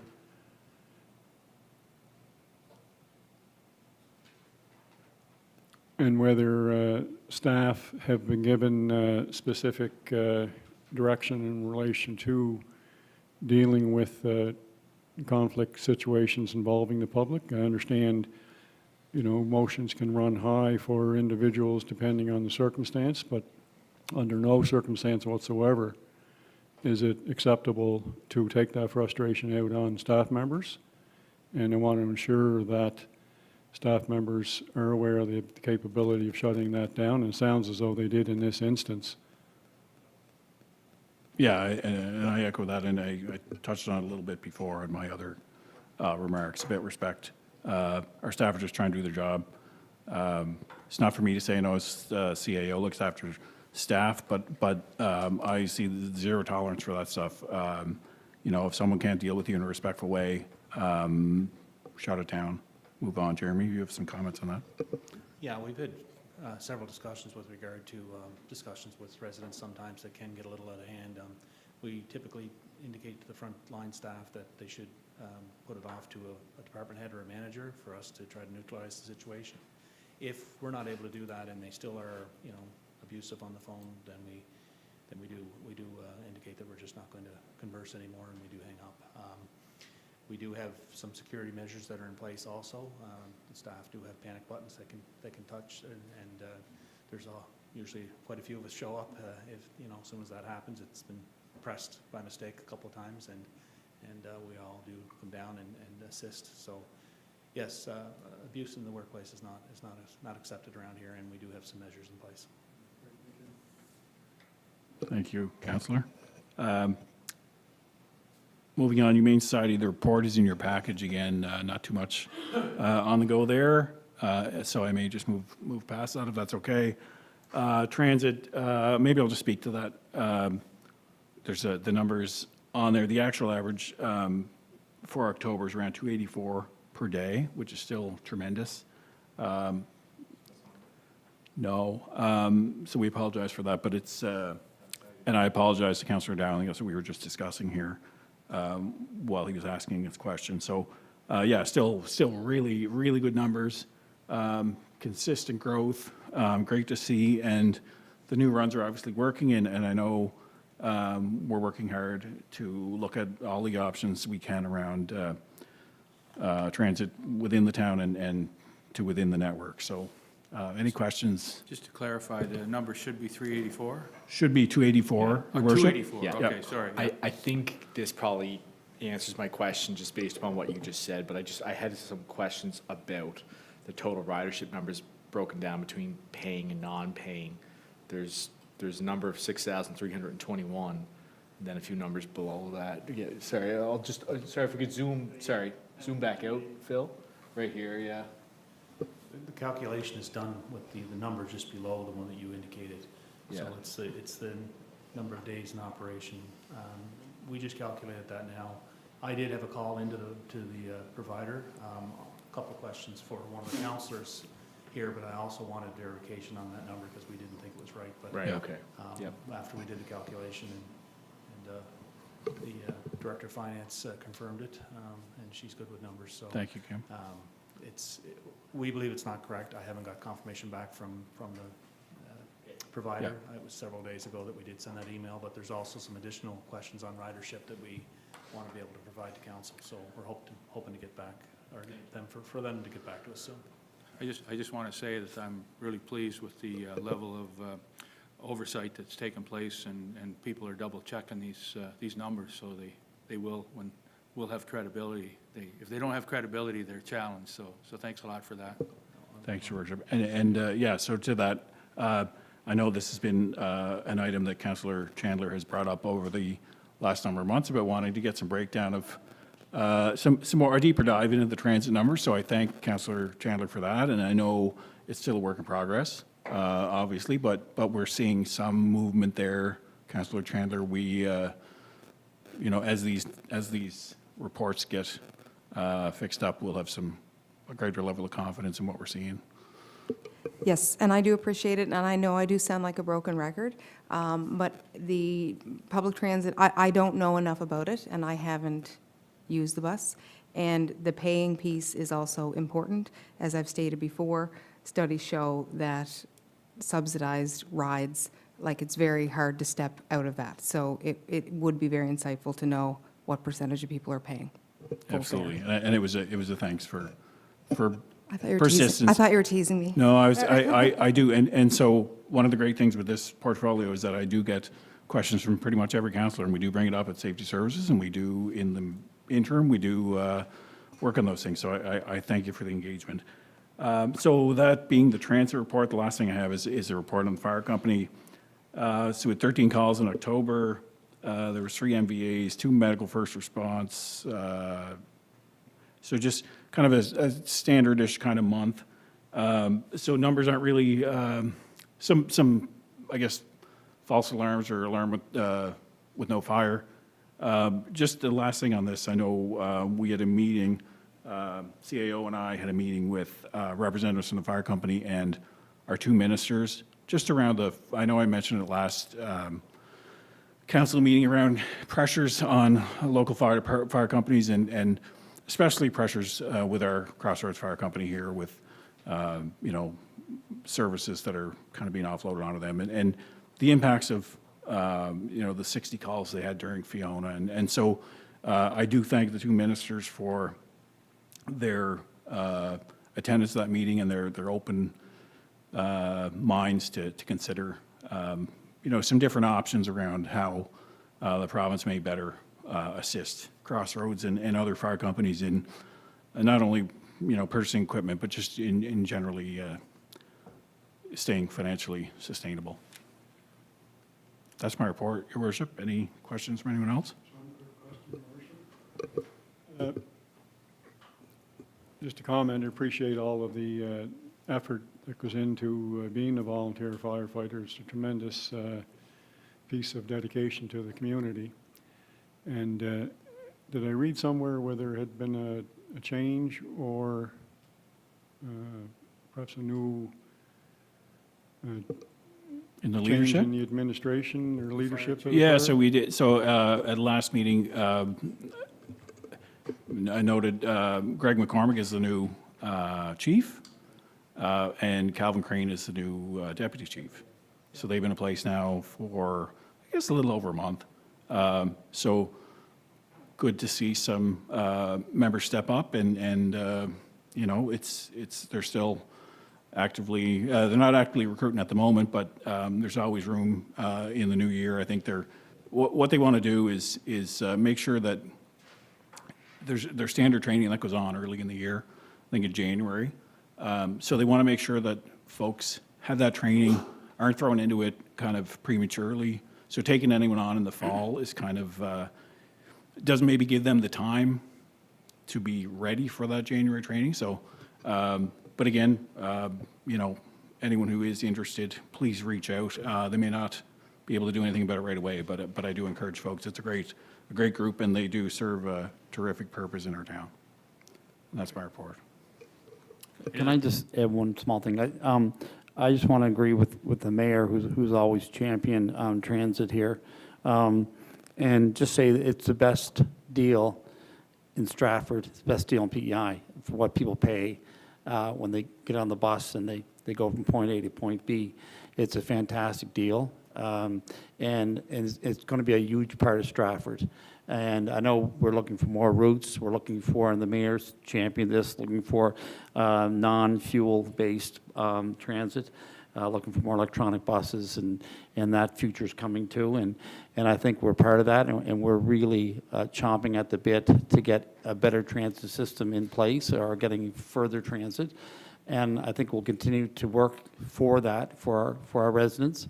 And I guess I just want to add at the end, I really hope residents even use it more than they have right now, because it's such a wonderful thing. And it's a big part of our community. It is. Thank you, Councillor Cox. And just on the renewal or the modernization of the system, we want to do that in a strategic manner. So where electric buses are on the market now, we want to make sure, there's still some issues with the technology at times, and so diesel buses can also be very efficient. So we're getting there, and so we're going to do what's best at the time with the information we have and with the technology that's available to do that. And one of the things that, to your point, I think this is what gives me some faith in that item we discussed earlier around the 1.5 parking spaces. If the adoption continues to grow with transit, that's what we want to see. It may be an issue right now around the 1.5, and we all know there's some places that have four cars, but if we continue to create that culture and keep it affordable, then we shouldn't have a problem in the years to come. Yeah. And use of buses, like right now, the stats are that 13% of electric buses are being worked on right now. And that number will greatly decrease over the next few years. And that's where hopefully we will catch up when that number is lower, and that'll make it a more efficient service for us to have here. Great, thank you. Okay, any other comments or questions? Thanks for your report, Councillor Jackson. Okay, we'll now move on to item number 10, Recreation, Culture and Events. I'll ask Councillor Chandler, Chair of that committee, to give her report. Thank you. I'm going to try and move through this fairly quickly. We had our Recreation, Culture and Events Committee meeting on October 26th, where updates were provided on various projects. Our Arts and Culture Subcommittee was set to meet this week, but we have not met quorum. Stratford Youth Center and Council put on a fantastic Spooktoberfest at Robert Cotton Park on Saturday, October 28th and Sunday, October 29th. There were approximately 360 kids that participated in the trick-or-treat activity that occurred on Saturday afternoon, and about 350 attended between the two evenings in the Haunted Trail. Arts and culture, we have various programming going on, a combination of online and in-person in both the adult and youth programming, and we have about an 80 to 85% uptick right now. They're about 85% full. We've got upcoming art workshops, a Christmas wreath workshop Sunday, November 26th from 2 to 4, and a Christmas centerpiece workshop on Sunday, December 17th, 2 to 4. And there's spaces available for both those programs, and online registration is open for both the workshops. As we know, Remembrance Day is Saturday, November 11th. Planning is well underway, I would say completed for the service here in Stratford, beginning at 10:45 on Veterans Memorial Green outside of the town centre. Christmas in the Park takes place Thursday, November 30th at 6 to 7:30 p.m. at Cotton Park. It's the official launch of the Stratford holiday season. Harry James Memorial Christmas lights will be lit up at the community gardens, and additional festive lighting will be on display at the Robert Cotton Park. And of course, residents are encouraged to join in the celebration and enjoy the talents of Michael Pendergast and welcome Santa, of course, as he arrives at 7. Something that we're doing new this year, which I think is a really neat initiative, is the Adopt a Christmas plot. And that allows residents and organizations to adopt one of the town's community garden plots in the Harry James Memorial Christmas lights. Allows them to decorate a tree in one of the plots. So the cost is $40, and the plot includes an installed tree, access to electrical, sign, and maintenance of the plot for the holiday season. So put that message out there. And the community garden will light up on Thursday, November 30th, be lit until January 5th, 2024. As far as the programs go, winter programming registration opens December 18th at 10 p.m., and residents can register for all of those recreational programs. And our fitness area and gymnasium saw an average of 78 daily users, which is perhaps down a tiny bit, but as colder weather approaches, then we will start to see those numbers trend up. Jeremy did ask me to point out that the town, we're seeing some aging equipment in the town gym, so the town staff will continue to monitor that. And there has been extensive work done recently on the 6 basketball nets in the gym. Repairs first since the gymnasium opened. And that concludes my report. Thank you. I just have a couple of comments. First of all, the Spooktoberfest, I got the life scared out of me. I went on Sunday night there, and it was, the lineups were incredible. Like it was very popular. A lot of people went to it. A lot of people enjoyed it. It was a great moonlit night. A lot of fun. Cold, but it was great. A lot of fun. And the kids stayed for the whole thing. Like the kids really are dedicated. And, they are. I know they probably raised a bit of money too. So that's a really good initiative. Yes, and Dwayne pointed out that in this particular, in the Haunted Trail, the kids did it all. Like they took charge, they took planning, they executed, and he just let them do it. So yeah, it is pretty neat to see what they were able to accomplish, and as well how many people attended. So I think that year over year, like it'll increasingly become the place to be in Stratford in advance of Halloween. The other thing I think that's really innovative is the Adopt a Christmas spot or plot initiative. I think that's got a lot of potential. I think there's a great opportunity for people to remember a loved one, or to just make the town more beautiful, and really know that they've played a part in it. So it's really nice that people have that opportunity. I agree. I think that there'll be lots of support for it, and going forward, I'd love to see it expand to different areas of the town in the future. Right. Yeah, it'd be great. Because it's like beautiful, and as you said, possibly the opportunity to remember a loved one, and certainly continues to carry on the legacy of Harry James. Yeah, thanks. Just wondering, Madam Councillor, do you know what the uptake is like so far for that? I do not know what the registration has been Sure. so far for this. It's a brand-new program, and let me just see when the registration, The online registration is open now with a deadline of November 24th, so I can check and get back to you, but I don't have the answer. I liked the great work there, Jill, and your staff, and Jeremy and Rachel and Tanya and Dwayne.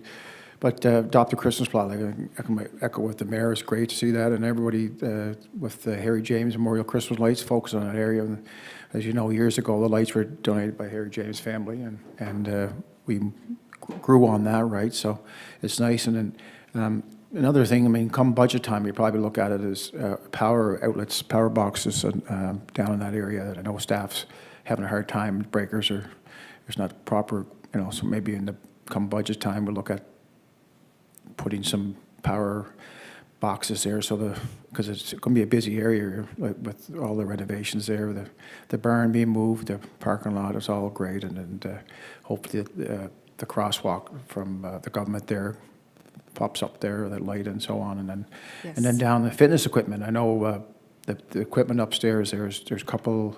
One main machine there is 6 outlets. It's been broken. They're fixing it. So maybe we'll probably look at that as a budget item too for next year. I know there's I think it's a $8,000 to $9,000 budget item there for a piece of equipment every year in recreation. I could be corrected, but I was chair of recreation. We had that, and we used to buy equipment, try to facilitate the area upstairs for our residents and our out of town guests. So, but anyways.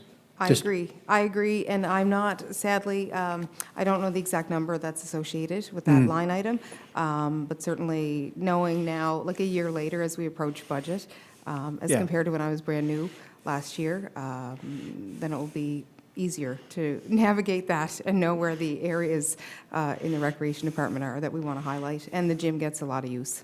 Yeah. And I do, and just finally, in regards to the Adopt a Plot, I think it really is a wonderful example of honoring the legacy of Harry James. And I do think that as a town, we should be committed to looking at those people that were so significant and are so significant in our communities in ways of honoring them and continuing to keep their legacy going, whether it is through street naming or tree lighting, et cetera, to keep their memory alive because they were significant people and impactful in our town. Yeah, and with the beautification awards from Heidi and Rose, and it's just great. It's, you know, Yes. people are talking about it, positive talks, and we can keep building on it, right? Keep building, and it's a place, the Robert Cotton Park, like it is, it's an appealing place to be, Yeah. you know, and the youth center, like they do a lot to draw people in, but the natural, like the trails, the gardens, all of it, and to make it a 4-season destination, I guess would be the goal, which the staff are doing. Very quickly, just want to commend as well Heidi and Rose for the tremendous work that they do throughout the community. You see them sometimes even on the weekend, but certainly when I walk the dog in different areas of the town, I see them constantly working, and it just does such a tremendous job. And I think the awards, the award that was received in relation to Heidi as well as the youth club are both very well deserved, and I think there might even have been a small prize in relation to that would be reinvested into other bulbs and such. But she just does a fabulous job, or both of them do. Very, very hardworking, as all of our staff are. Yep, that's right. I agree with you completely. Okay, if Thanks. there's no other comments or questions, we'll move. Thank you very much for your report, Councillor.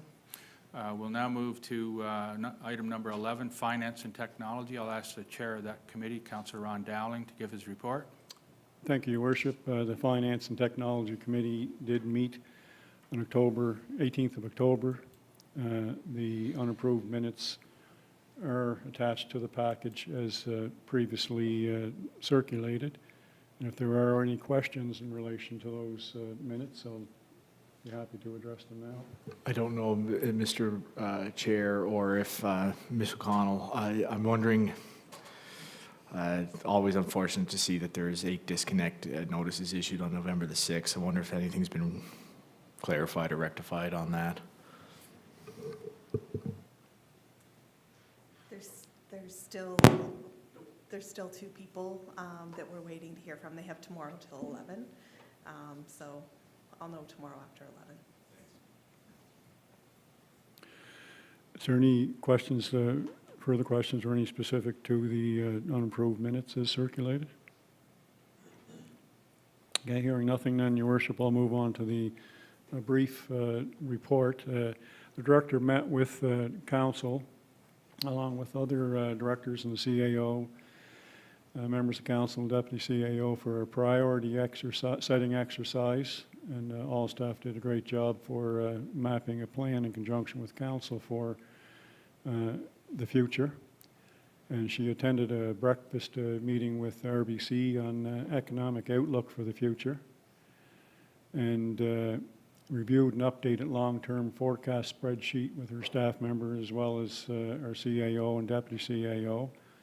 Met with utility staff on revamping the routes for metered customers to gather more data for the utility department.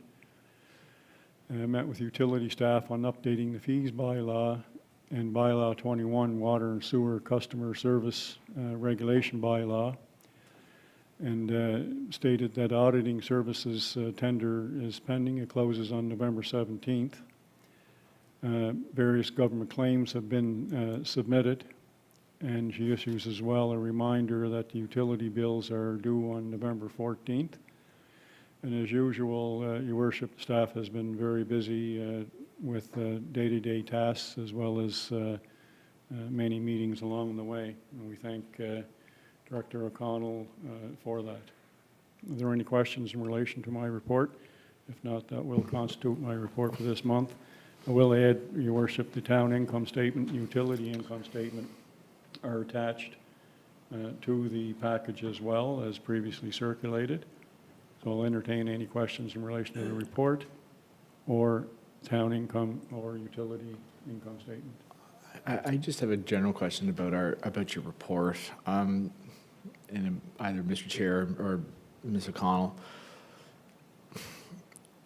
And I'm not saying this should be the reason why we ever look at changing anything necessarily, but you know, when I look at the bullet item, auditing services tender closed on November 17th, have already heard from some firms that they are unable to bid due to workload at the time of our year end.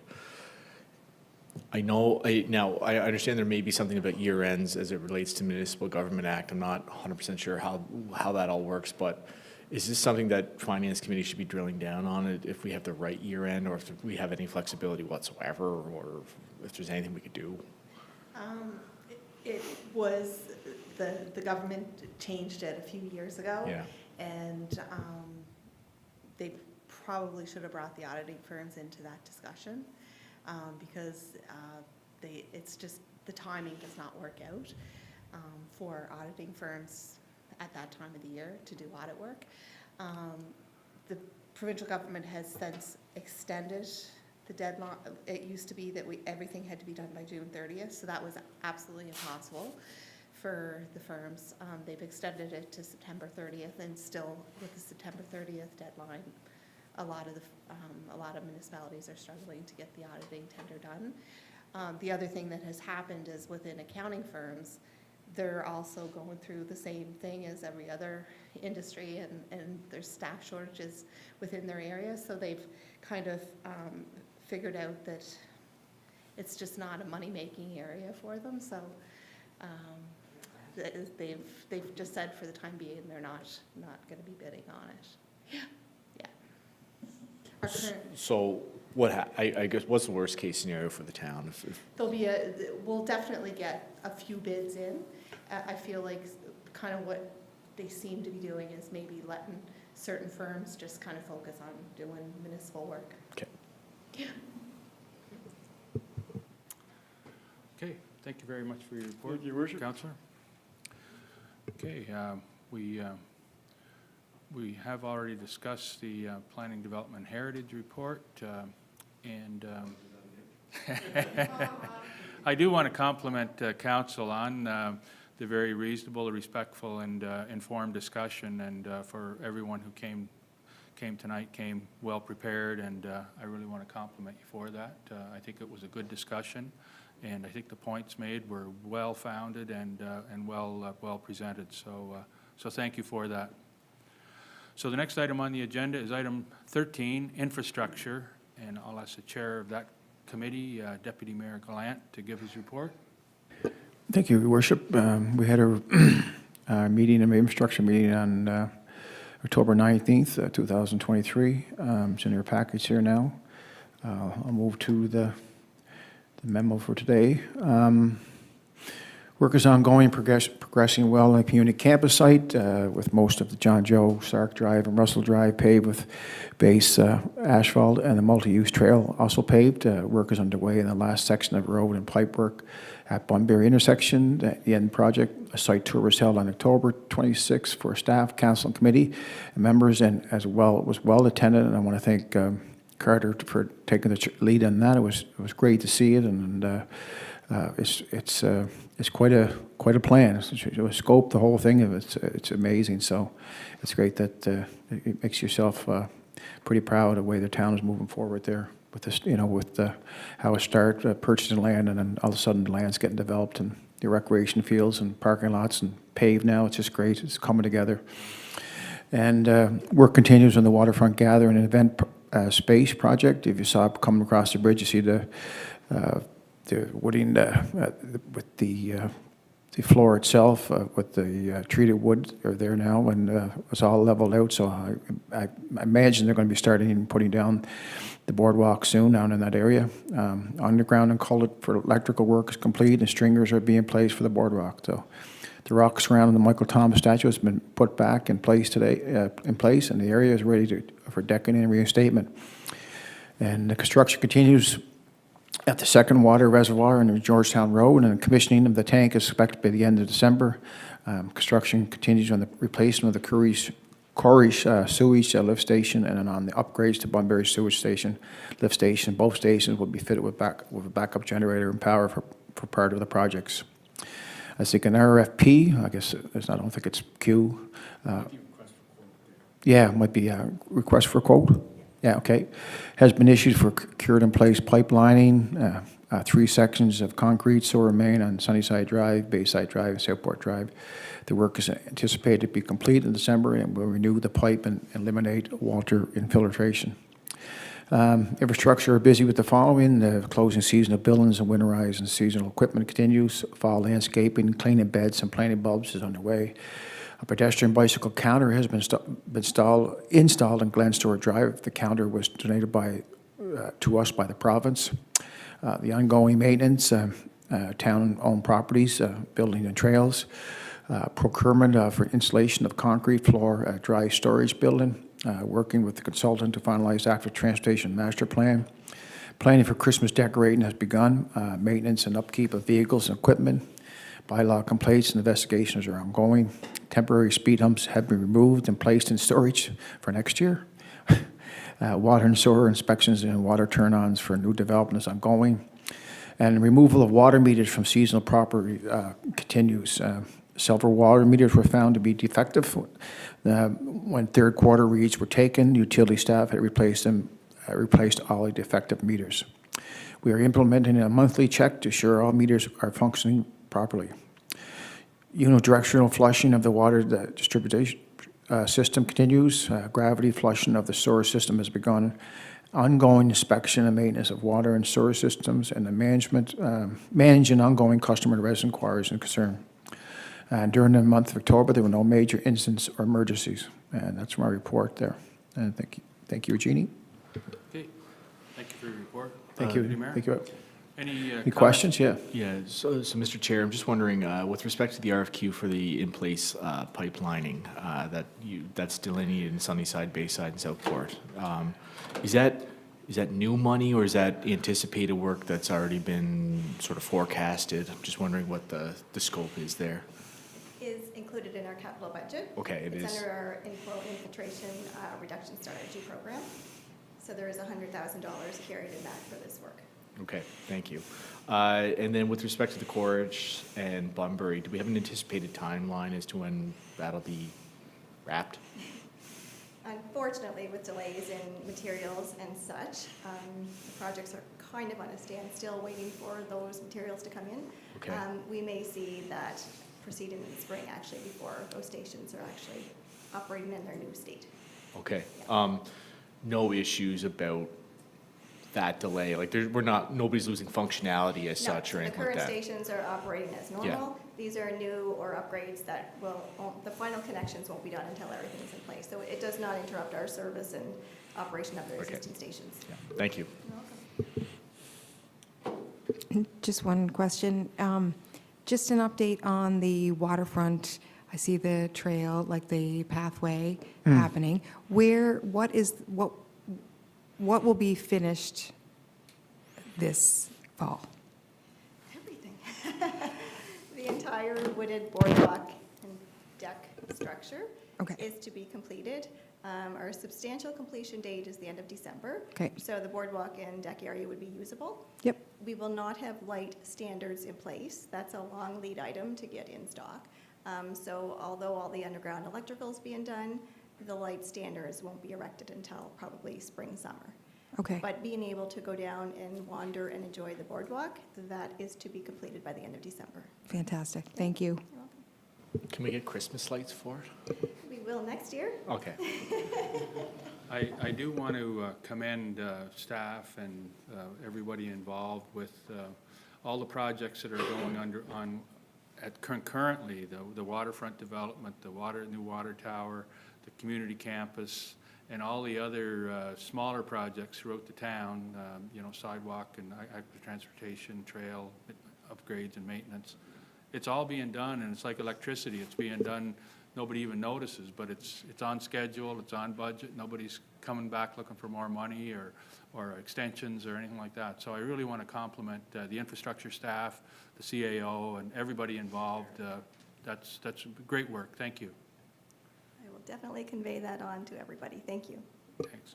Just while Jeannie's there, I did have a question from a resident. I have two questions. One, a resident in Clearview at Sunset and Alexandra. So they were saying there was some work, some things marked out, I guess, for the sewer. And there was just a question as to what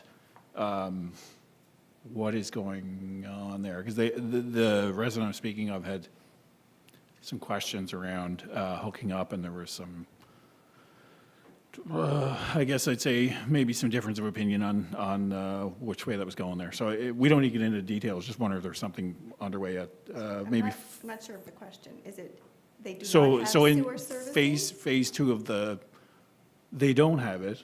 They were told they can never have it. But then there's a hookup there. I think I've spoken to the CAO on this. I provided the details on it, but I'm just wondering what's going on there right now. I don't know if that's the phase two of the new Clearview. There's some markings and some stuff dug up and maybe a pylon at this place. So we can take it, we talk about it maybe. I can send an I'd email. have to look into it. It could just be with our maintenance, our crew may have had to expose something to, whether it was for Yeah. sewer flushing or for hydrants, maybe it's a valve. I'm not sure. I think there's I'd some have yellow to- paint. I think there's some markings all the way from one area to another. I'll provide more details Sure. by email. Yeah, but if you could, that'd be great. This is the second time that the resident has asked me about that, so I'll take that one offline. The other question, it's not a question, it's a statement, and I hate to be the person who does this, but Christmas lights are important to have equal Christmas lights in each ward. I know that this has been an issue in Charlottetown, so I'm hoping that we can avoid that issue in Stratford. Thanks.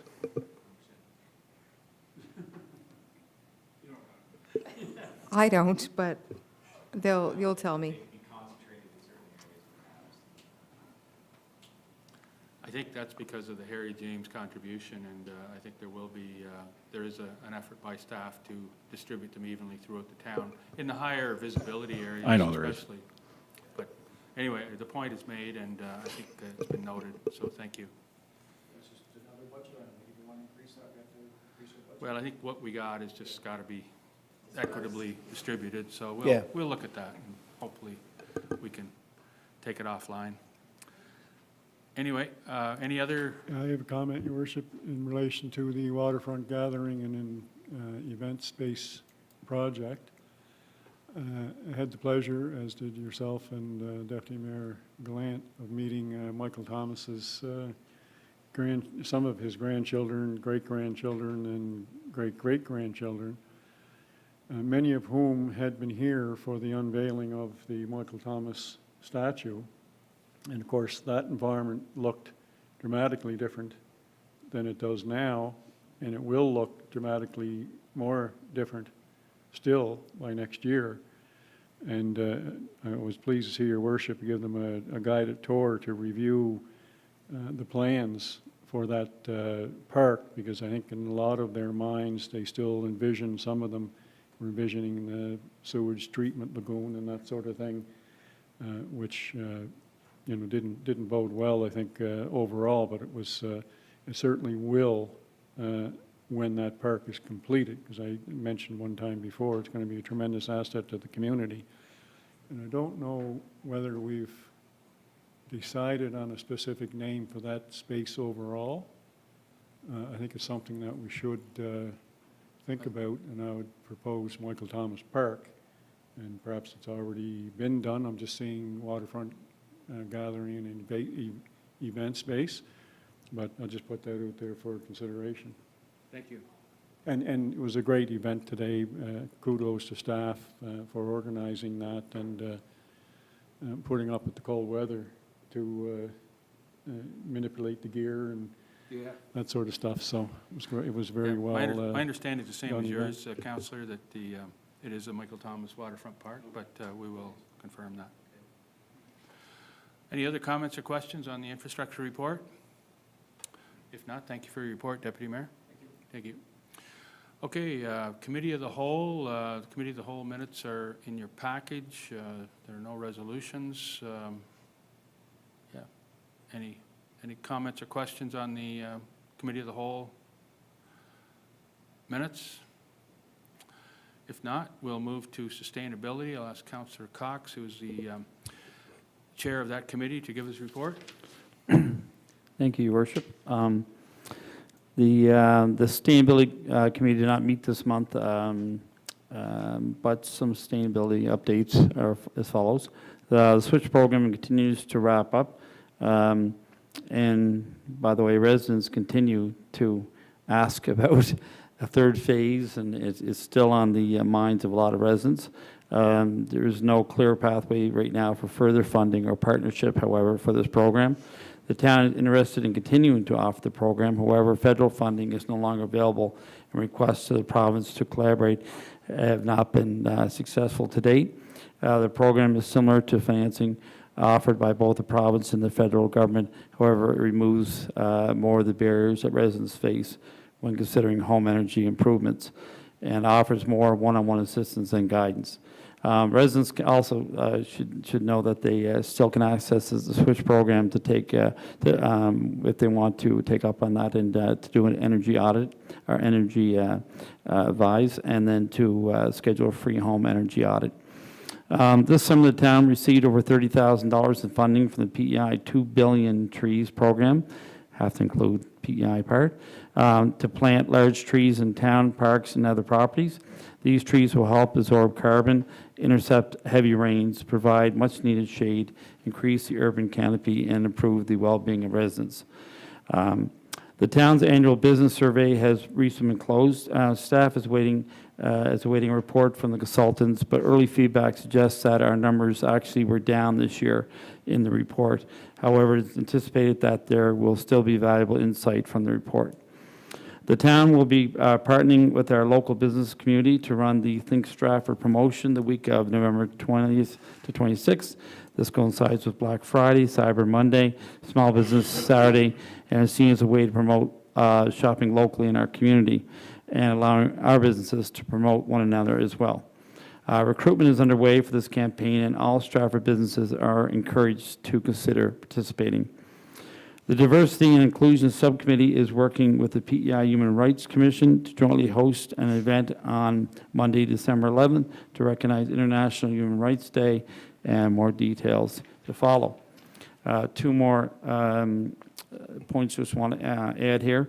One is there is a resident on Stratford Road who was connected and in close proximity to a new build on the Stratford Road, and was hoping for a tree line to be planted between their property and the new build. That's mostly a connected living quarter build. And I was involved with between the developer and the resident to try to come with a solution that was good for both parties. Anyway, that closed this week as the builder did install a row of mature hardwood trees. And they are anywhere from 10 to 15 years old trees. And the resident could not be more happy with this. And I know personally, they have an area that the rain is not just going to head down towards Moore's Pond, that it'll be absorbed with the trees that are in that area, because there's like 16 trees put in that space. And as those trees mature, it'll be quite a thing to help the runoff. That right now is located in that area. So I was happy to see the builder step up and do this. There was some contentious moments at one point, but it all worked out.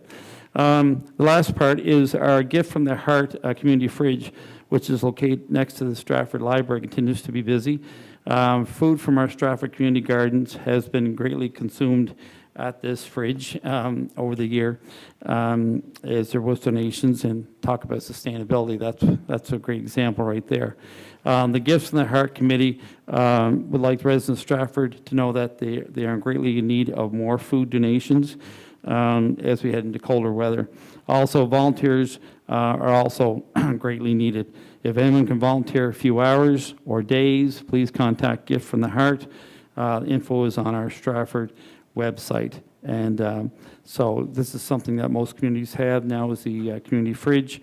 And we'd like to see that just be supported by the residents of Stratford in a way that you can give to the fridge.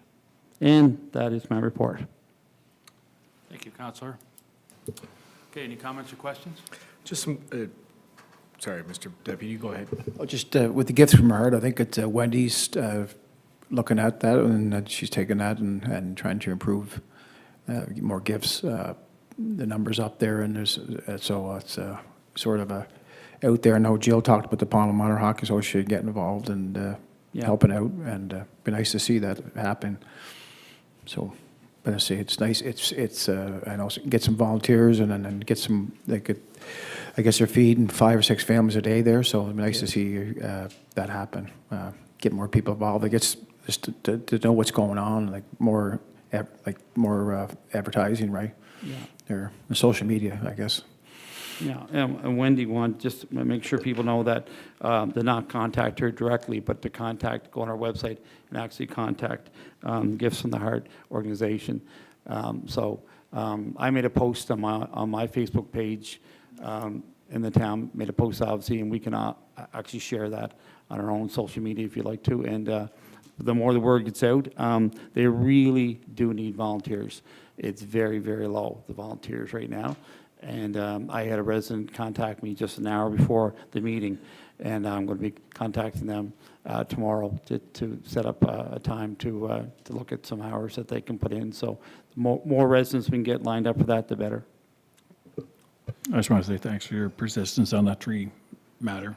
I know it's been one that you wanted to solve, and kudos to you for doing that. It's Thank you. appreciate it.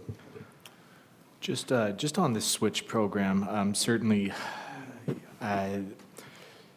sort of to this, there's 2 programs out there in existence right now that residents of Stratford can take advantage of. There's the residential home heating loan program through the province of Prince Edward Island, as well as the Canada Greener Homes loan program. I've been involved, I can say personally, with Switch here, as well as the residential home heating loan program, as well as the Canada Greener Homes initiatives, both through the grant and their loan, to make upgrades to my house. And I can say without any exaggeration that our Switch program was by far the most user-friendly of those 3 programs, and it was by far the most expeditious of those 3 programs. So there's a need there, respectfully. It's my hope that we as a council and staff can continue to try to find a solution that we can provide to our residents here. That being said, in the interim, I do encourage residents to take advantage of that residential home heating loan program through the province, as well as the Greener Homes loan program through the federal government. They are there for residents. Home heating oil season is really going to start hitting us here. I appreciate the price of that commodity, and how much our residents here in Stratford and across PEI use that resource. And for many reasons, environmental as well as economic, the sooner we can assist people to transition from that resource to more affordable and greener sources, I think the better off we're all going to be. Hoping that, I guess, at the end of the day, we can continue as a council and staff to advocate for a switch program that will work for our residents. Thank you. Okay, any other comments or questions? Okay, thank you for your report, Councillor. Okay, we'll now move on to Intergovernmental Affairs and Accountability, which is my committee.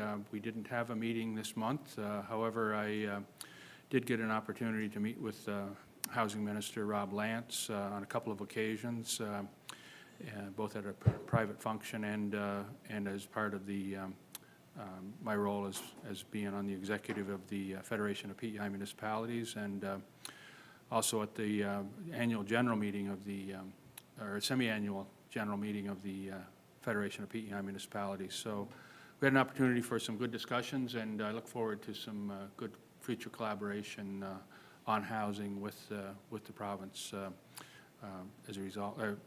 Hopefully, it was encouraging. The discussions were encouraging, put it that way. Also, we had some meetings with the, at least one meeting with the Island Nature Trust about some future collaboration between our two, the town and that organization, some future opportunities for partnership. We are still attempting to get a meeting with the Member of Parliament for our town, Lawrence Macaulay. We have a number of issues that we need to discuss with him, and I'll hopefully have news of a meeting before the next council meeting to report on that front. So that's basically it. Any questions or comments with regard to intergovernmental affairs and accountability? Just one, Your Worship, and it's with respect to the Shape Stratford Roundtable with developers. Were there any provincial reps there, or is there any, I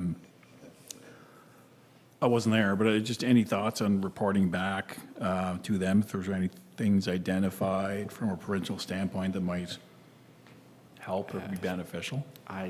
On that, there were no provincial representatives there, Councillor, but I kind of said exactly what you're saying now to some of the developers, and I said, you know, I mean, some of the political issues that we face here at the municipal level, I appreciate they're being felt at the provincial level, but, you know, I pointed to the situation in British Columbia where in their R1 zones, they're now allowing fourplexes as of right.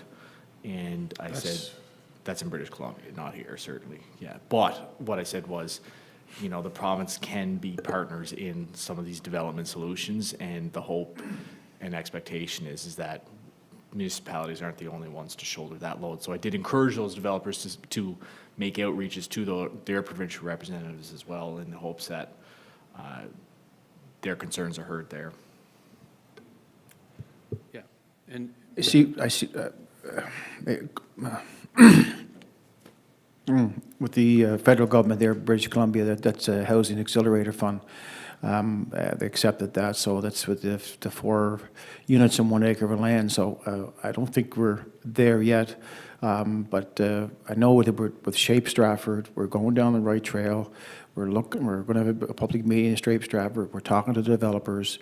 We're not going to sell the farm. We're going to be negotiating and in the right way. We have responsibility to our residents, our taxpayers, and so on. And we want to keep our developers on track and interest. And it was a great meeting across the table yesterday, Jeff, and everybody was there. It was great, and see with some of their problems that they were having. But it's about working together and having solutions, and it's all about solutions, not having like roadblocks and stuff on, just solutions and get it done. Yep, thank you. Your Worship, as well, I think there was some discussion as well around barriers to development, or at least impediments to development. And it was pointed out to the developers that in some respects that is provincial issues, not municipal. You know, we can only control as a municipality what we have control over. And they were encouraged to contact their MLAs or ministers and have those frank discussions with the province as well, in order to ease facilitation of development. as it pertains to the province. Yeah, and I think that's the answer, is to work together with developers, with the provincial government, and with residents. And I think you're exactly right, Deputy Mayor. We're going down the right path to shape Stratford. We're doing the analysis and getting the opportunities identified for more density and that sort of Yep. thing. And where it's most advantageous, but where it's not going to cause any clash with existing, neighborhoods and that sort of thing. So I think that's an important part of the whole solution to this problem. And granted, it's not the fastest, but it is, I think, the best way of proceeding. Okay, any other questions or comments with regard to intergovernmental affairs and accountability?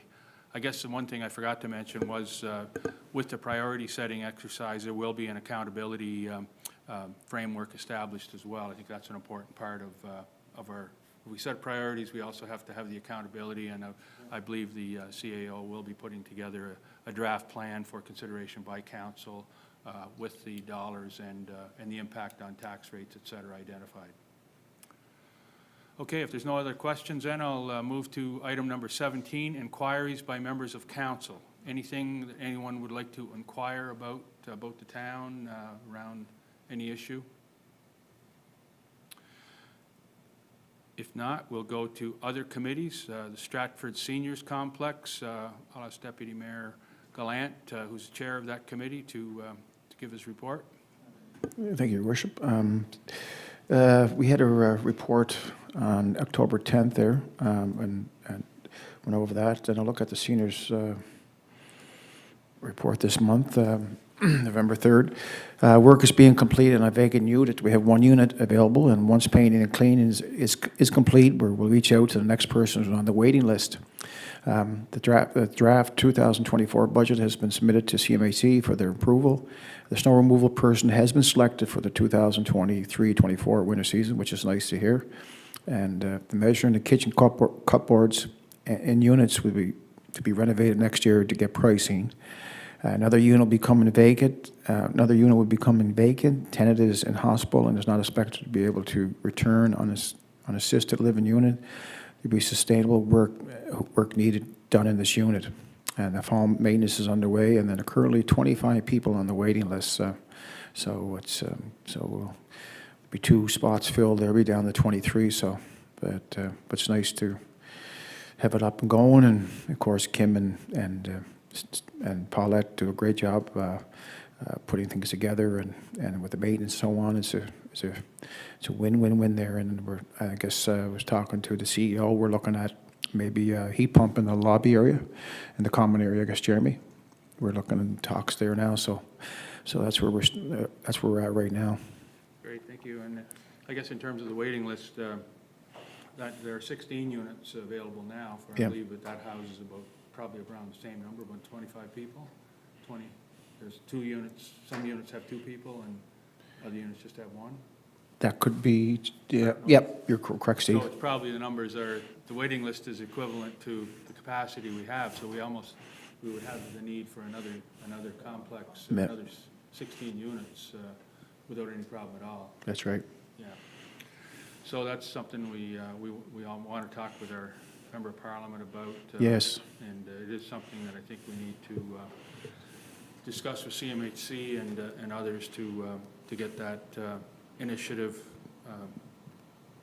off the ground, or at least somewhere into the future, maybe not over the next 3 years, but sometime within the mandate of this council to get the discussions going. So I believe everybody around the table, including yourself, Your Worship, has a great desire to do that. So yeah, I think everybody talking and looking at the income supplement and so on, and how it's a win-win. It helps people out in difficult times, and especially for seniors, like 65 and up, right?